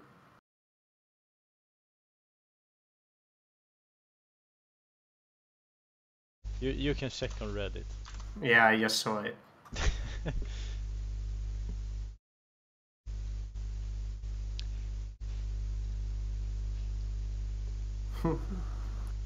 Alright. Alright. Oh, I liked the way he wrote that actually. It was a simple JavaScript actually. But yeah, we are waiting, still waiting. Yeah, I can see that we are dropping dropped a couple of viewers actually because of the waiting, and I can totally see that it's not that entertaining watching our commercial slider, and guess Hofferino gets visible sometimes. Yeah. Still, can see how that's not 100% entertaining. What? But yeah, we are actually getting into a lobby now. At least I am. I'm gonna invite you to a party. Apparently, that was not what I meant to do. Thank you. You're far too kind. But I invited you now. You really need to accept. I have accepted. Oh yeah, good.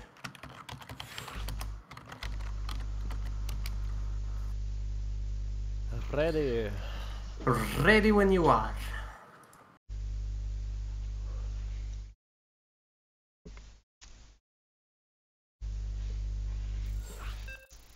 Oh, let's go with the finals.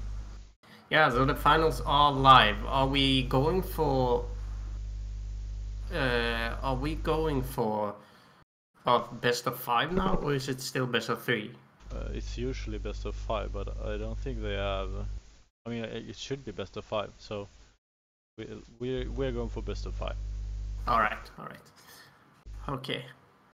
So Terran versus Zerg on the Sun Station. Once again, we see this map where I'm not entirely sure why we are seeing it, but yeah, we'll see how it goes. Nonetheless. All right. So in the bottom right position, playing as the red Terran, it is Seoul.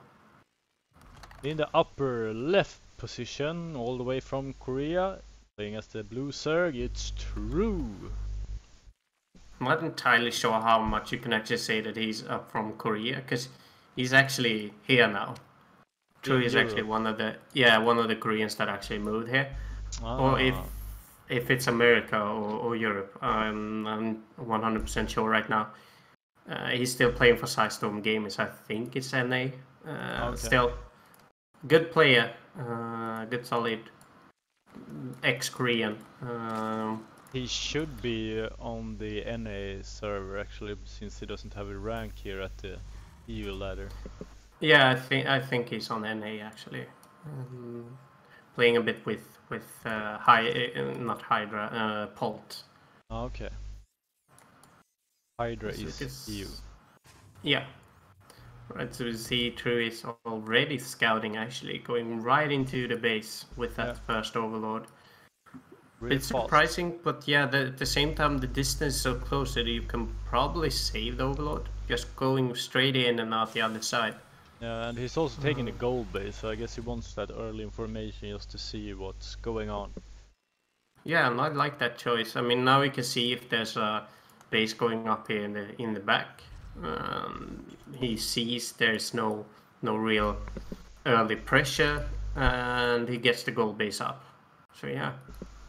Question now though is True going to keep on droning, or is he going to start to throw in units?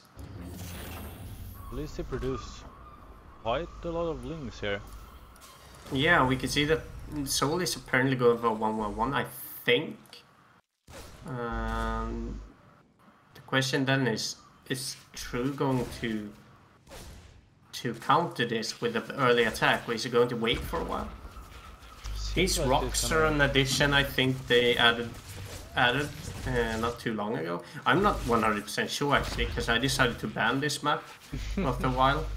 I haven't actually played on it since they added this, because I can't have missed this. I think that the rocks were here, because I don't think they were at the start. Well, it's a quite good addition actually. Yeah, it is. It totally is, to be able to move back and forth without having to first mine. Yeah. Quite surprising that they didn't do that from the beginning actually.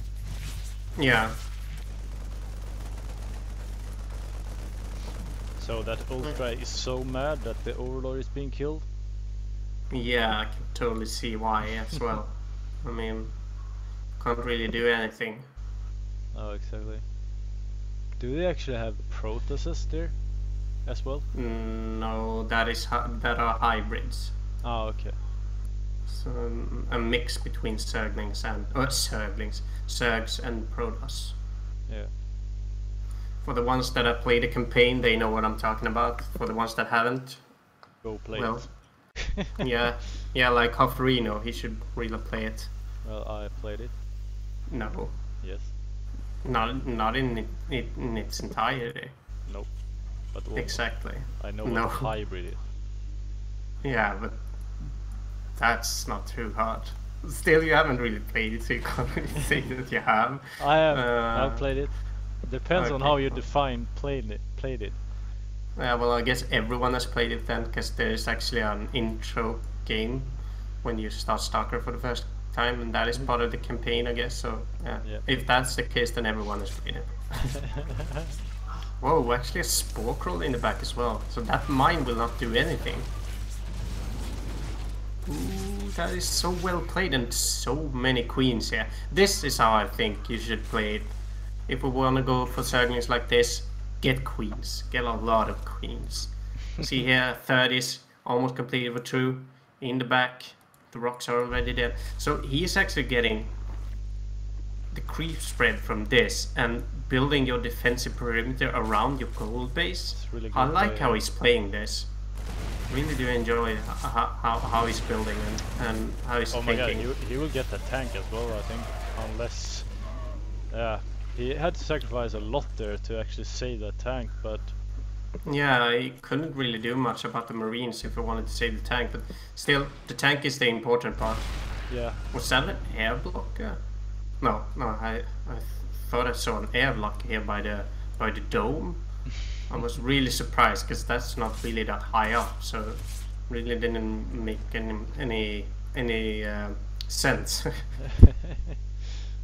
Right, so... I mean, by taking this offensive stance, or what you call it, offensive defensive stance, he is actually able to get a 4th base quite safely here as well later on. Yeah, exactly. The one in the back is going to be a really safe expansion once it pops, and seeing how fast gold bases are mining out, he'll have to get that around 8 minutes or something like that, I think.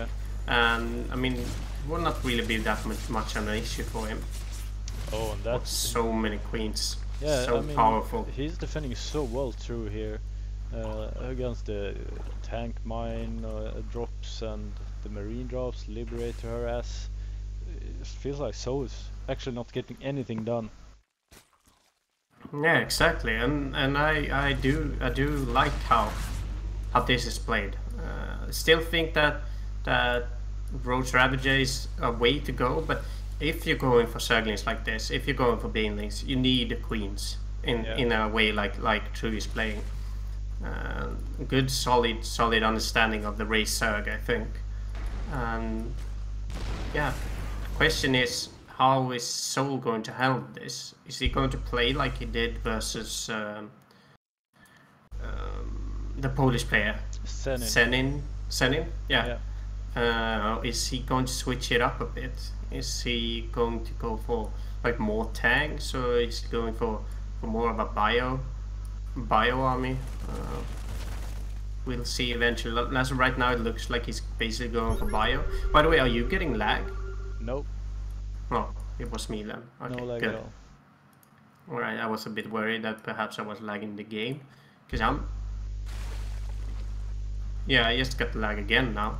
Okay, weird. Yeah, a bit weird. Like, I don't know how these creep tumors... Hello? Well, this is strange. Yeah, I'm getting lagged out, so I guess you'll have to talk a bit more. Well, we can hear you at least, but you can see a big push here going down for True, for Soul, I mean, and let's see if True actually can defend this. I mean, it's a issue here at this map. It's so narrow, so it's really hard to get that surround going, and with all these tanks just being as the defensive perimeter here, it's really hard for True to actually get this round. And well, this is an important fight here for True, and see if he can actually swarm through here with all these Zerglings. But look at these tanks; they're doing so much damage here. But I mean, still. At the same time, the queens are doing their job. I mean, there's no more medivacs here now, and even though he has backup now, when the other chunk of Zerglings joins into the fray, I think he could power through it. Yeah, and he has a lot of production now as well. He has 4 bases here, so enough larva to actually sustain this the amount of Zerglings and Banelings that we need. Yeah.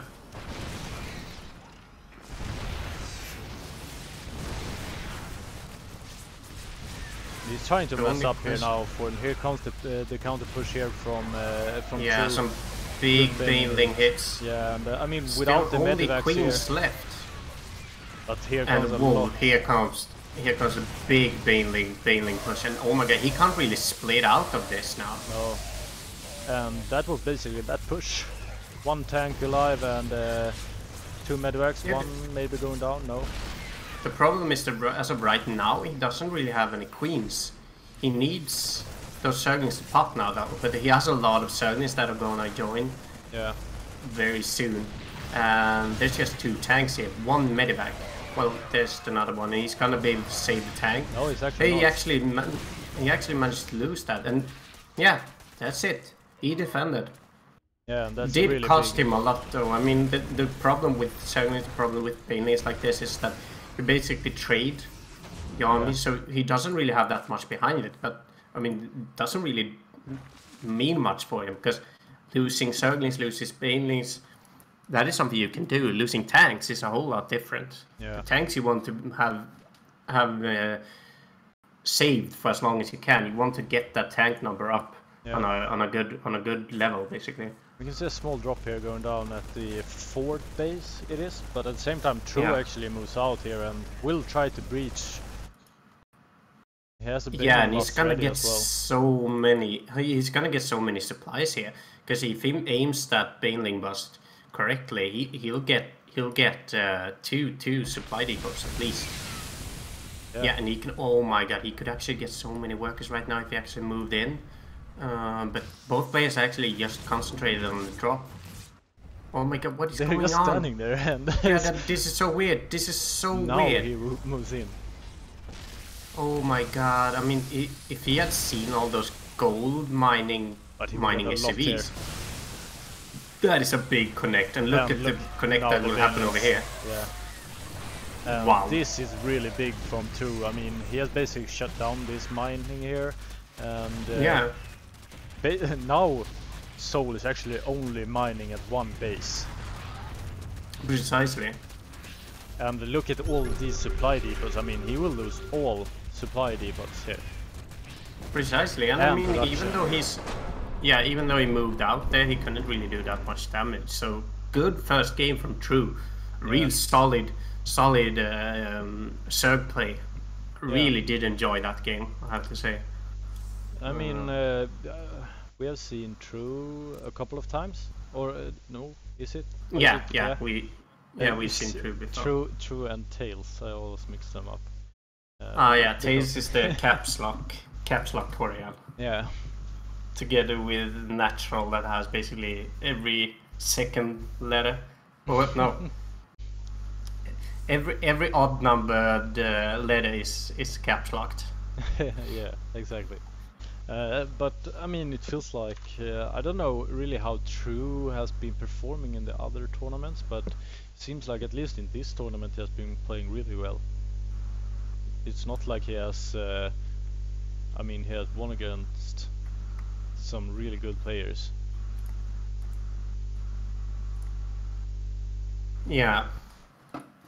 He seemed to have won 3 previous Sunday Cups, though. I think he can pull this off as well. I'm actually gonna right now. You need to accept the invite. Fast.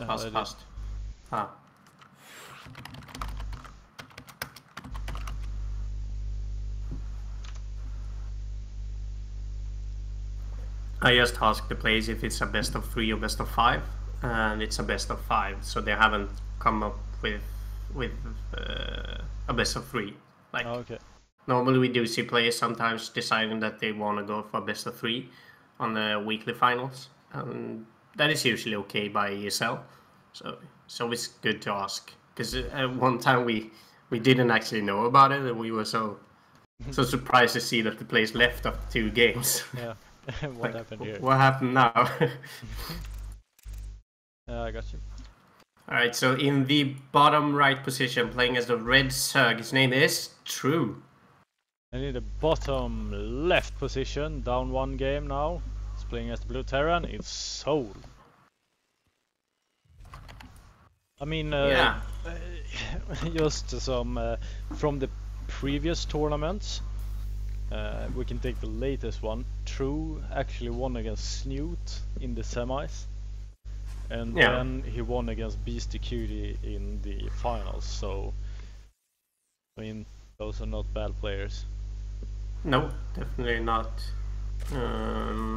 Even though I think Snoot has been in a bit of a form switch, he basically hasn't really performed as well as he used to. Yeah. I think a lot of it has come down to how players have adapted to his style and basically punished his greedy way of playing. A bit of a one-trick pony, maybe. I don't know. Sometimes. Maybe. I think he just got read. Like, I mean, he's been read by all these pro players. He's done very well, and that is why a lot of players have actually studied his style and seen how he plays it, especially after getting props from Beyond, for example, for how he played against him. I mean, that's gotta cause a bit of an upset. Well, not upset, but a lot of people have probably checked out Snoot afterwards. Yeah, but especially like time, in Korea and stuff. Many of the really solid Zerg players have actually been a bit worse than they usually are. I mean, like Hydra, for example, he's really struggling, especially against Neeb. But also, I mean, Nurkic, it feels like he didn't actually get to the level that he usually is, especially not in the IEM. And same with Snoot. I mean, it was quite surprising, even though Euthermal played really well, that he actually lost with 3-0 against Euthermal in the first match. Yeah, Euthermal really did capitalize on how Snoot plays and really did counter him immensely. Also, we have to keep in mind though that Snoot actually went up against Euthermal, which is to play a spoiler alert that won IEM tonight. So well, last night. So I mean, he had obviously the toughest opponent in the first game. Exactly. So yeah. Yeah, I totally agree, but I mean, still, I don't know if just maybe that the Zerg players haven't really found that meta that actually works that consistently. No, maybe not. And well, at least really fun to see that Euthermal finally managed to get a big win. Yeah, exactly.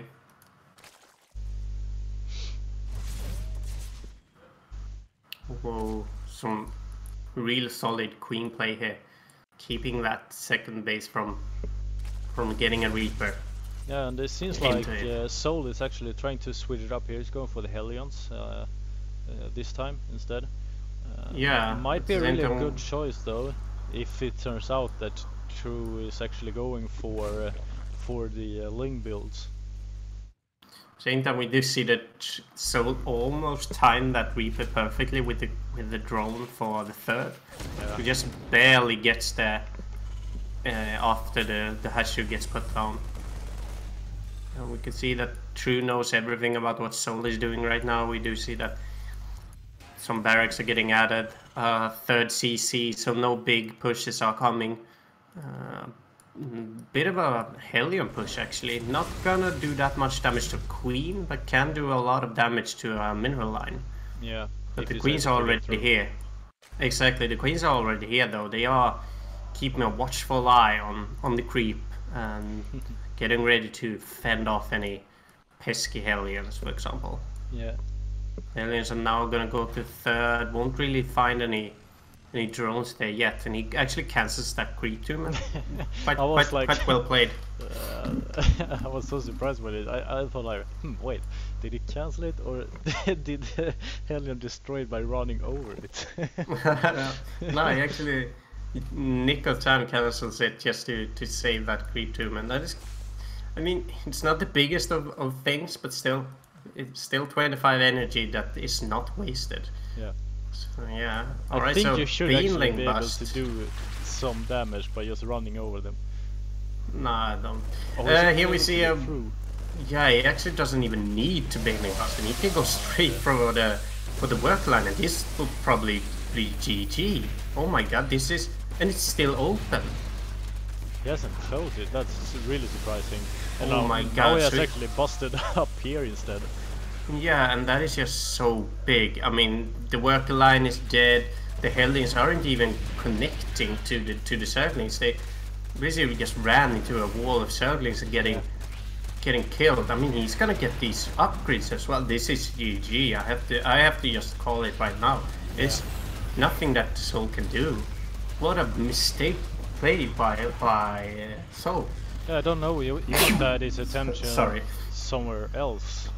And I mean, but where? I mean, the Hellions were already back on the way back. Yeah, and they can't hold it with these. No, this is impossible. Yeah. Impassable. Impassable. Almost like impassable. It's almost like a French person. Oui, is impassable. Impassable.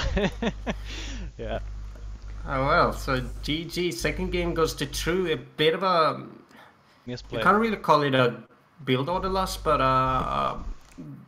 didn't have any scouting information. He didn't see that Baneling Bust coming.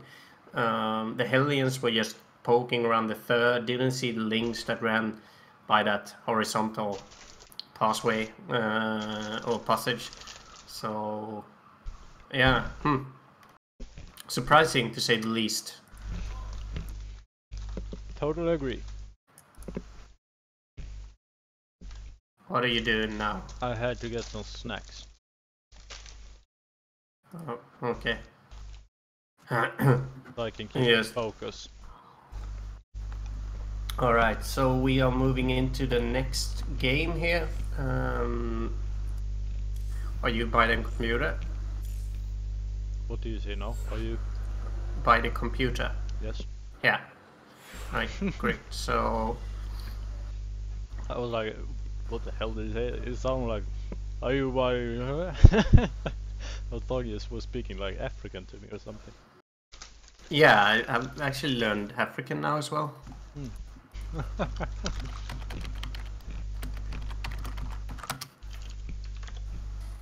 Right, so we are moving into the third game.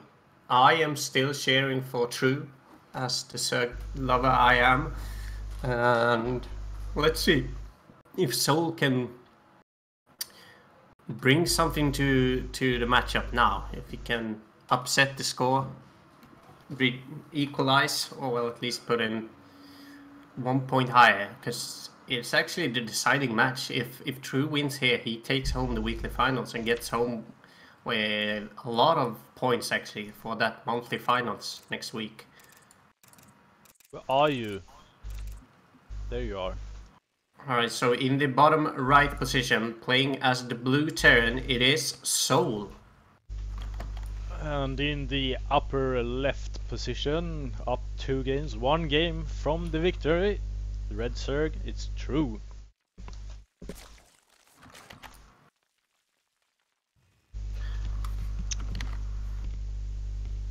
So, thank you Crafty Bagels also for the follow. Can't say that, well, it's not much action. Yeah, thanks a lot. And I can't really see the follows right now, so always get surprised when you say it. So yeah, thanks a lot. Really appreciate. And we don't mind that you're lurking here. No, everyone can lurk. Yes, lurk. So True getting a 17 hatch moving into a pool and gas. What do you think about Soul now? It doesn't feel like he has really performed that well as he did in the semis against Senin. He's up against the whole lot. I mean, this play is on an entirely different level, I have to say, and it really shows. Yeah. Soul is playing well, but he hasn't really adapted to how True is playing. I don't really see how his way of looking at how True plays it. I don't think that Soul is doing what he should. Basically, I mean, that second game you can't really count that though, because that was a miscount basically. Yeah. I mean, not seeing that was big for True. Yeah, absolutely. I mean, not even having to waste any banelings for that first wall in.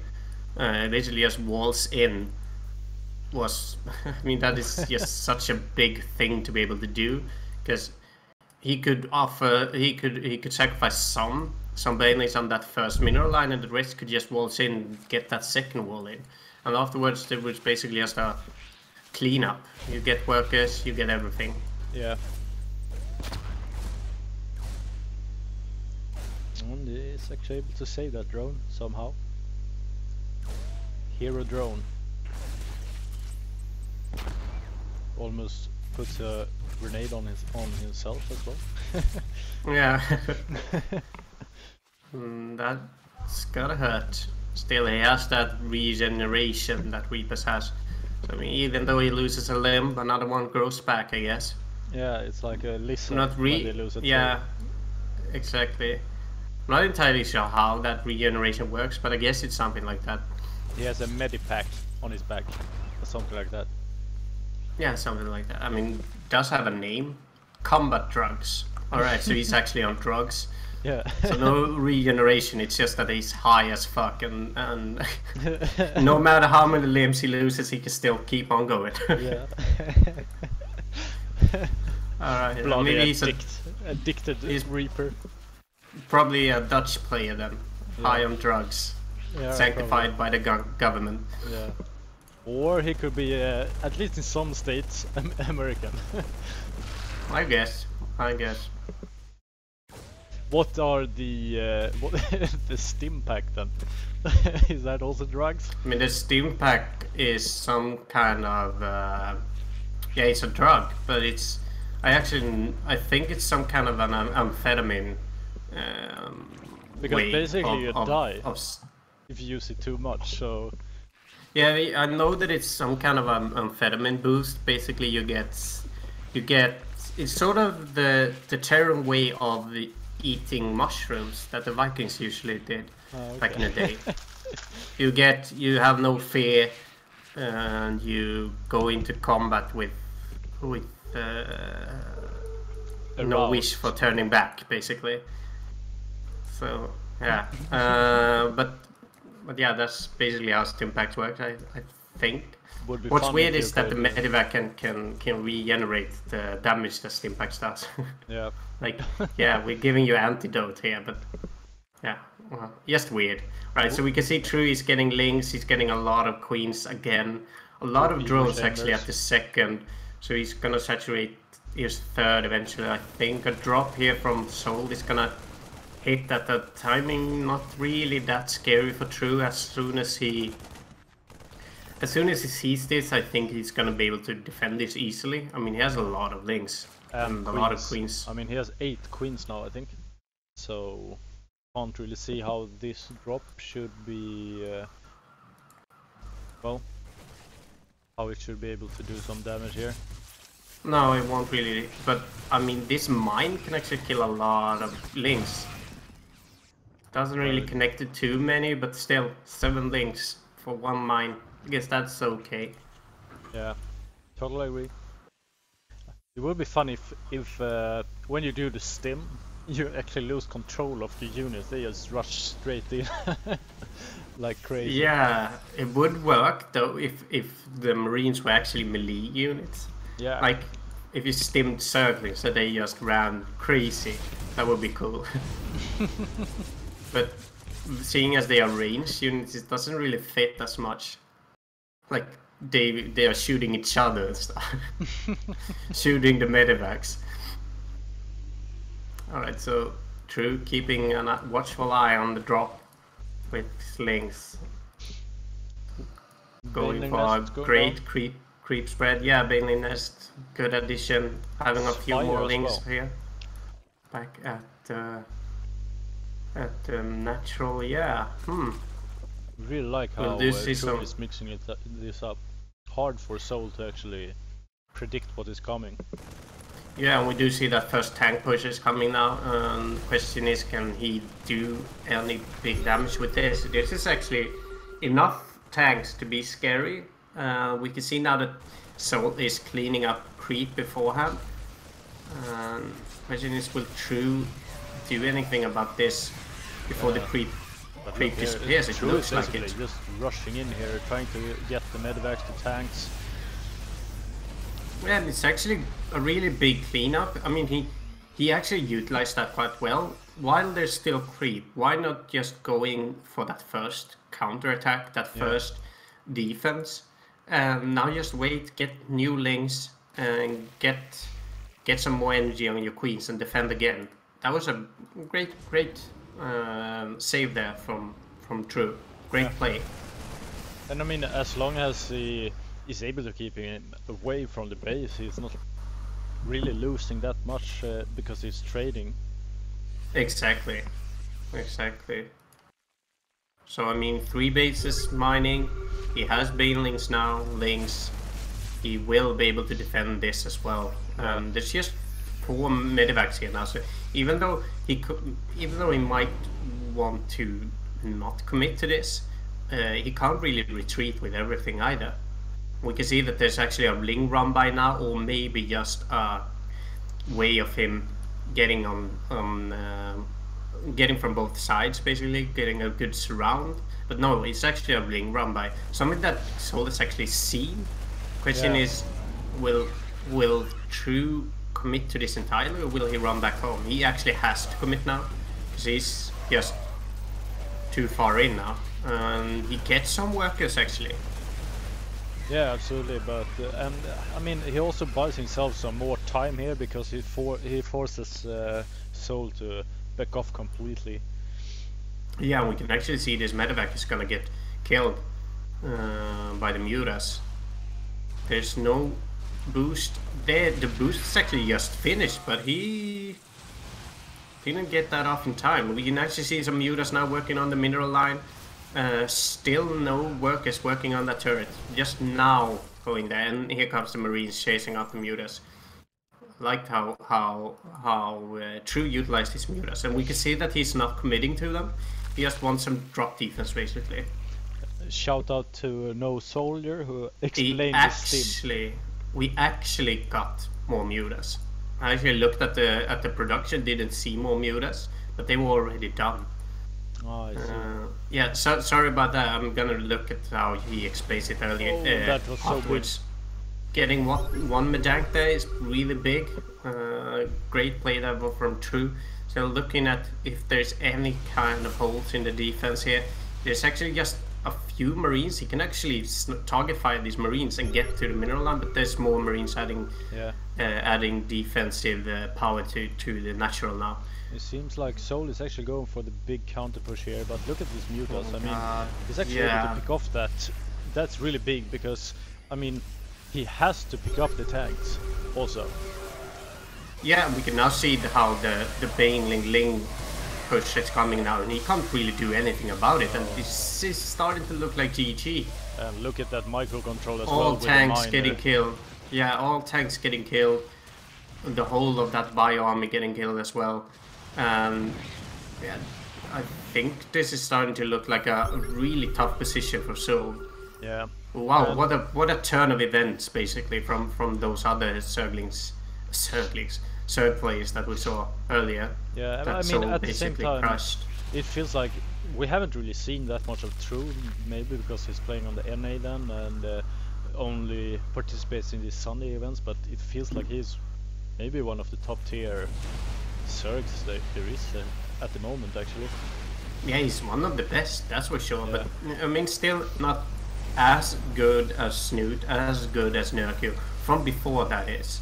But it looks like he's starting to move forward. I mean, he is playing this really well. I don't really like disengage as much though. Bit of a clumped position, but I mean, there's just so many mutas here now. And he has so many Lings and Banelings here as well, so it doesn't really matter if Soul is splitting his units actually really well. No, that was a big hit. Still, the mutas are alive. Are gonna regenerate. The only thing he really has to pay attention to now is how...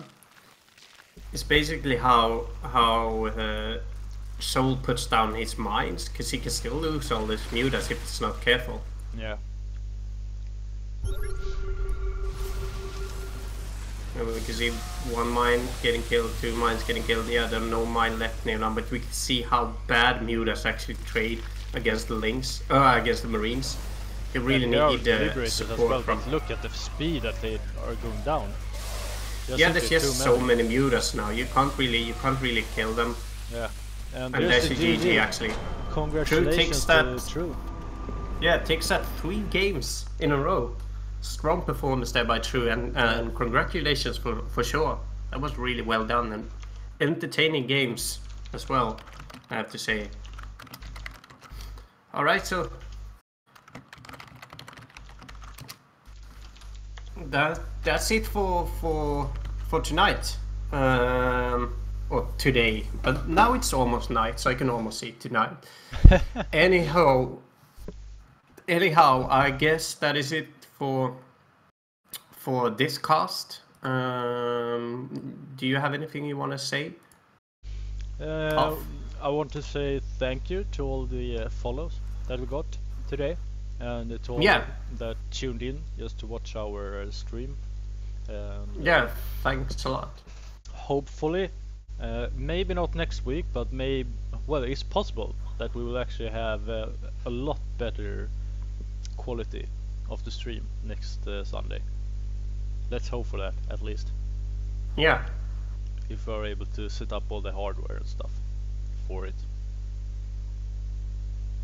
And I guess that's about it for now. Stay tuned, we are coming with some funny information soon, I guess. Alright.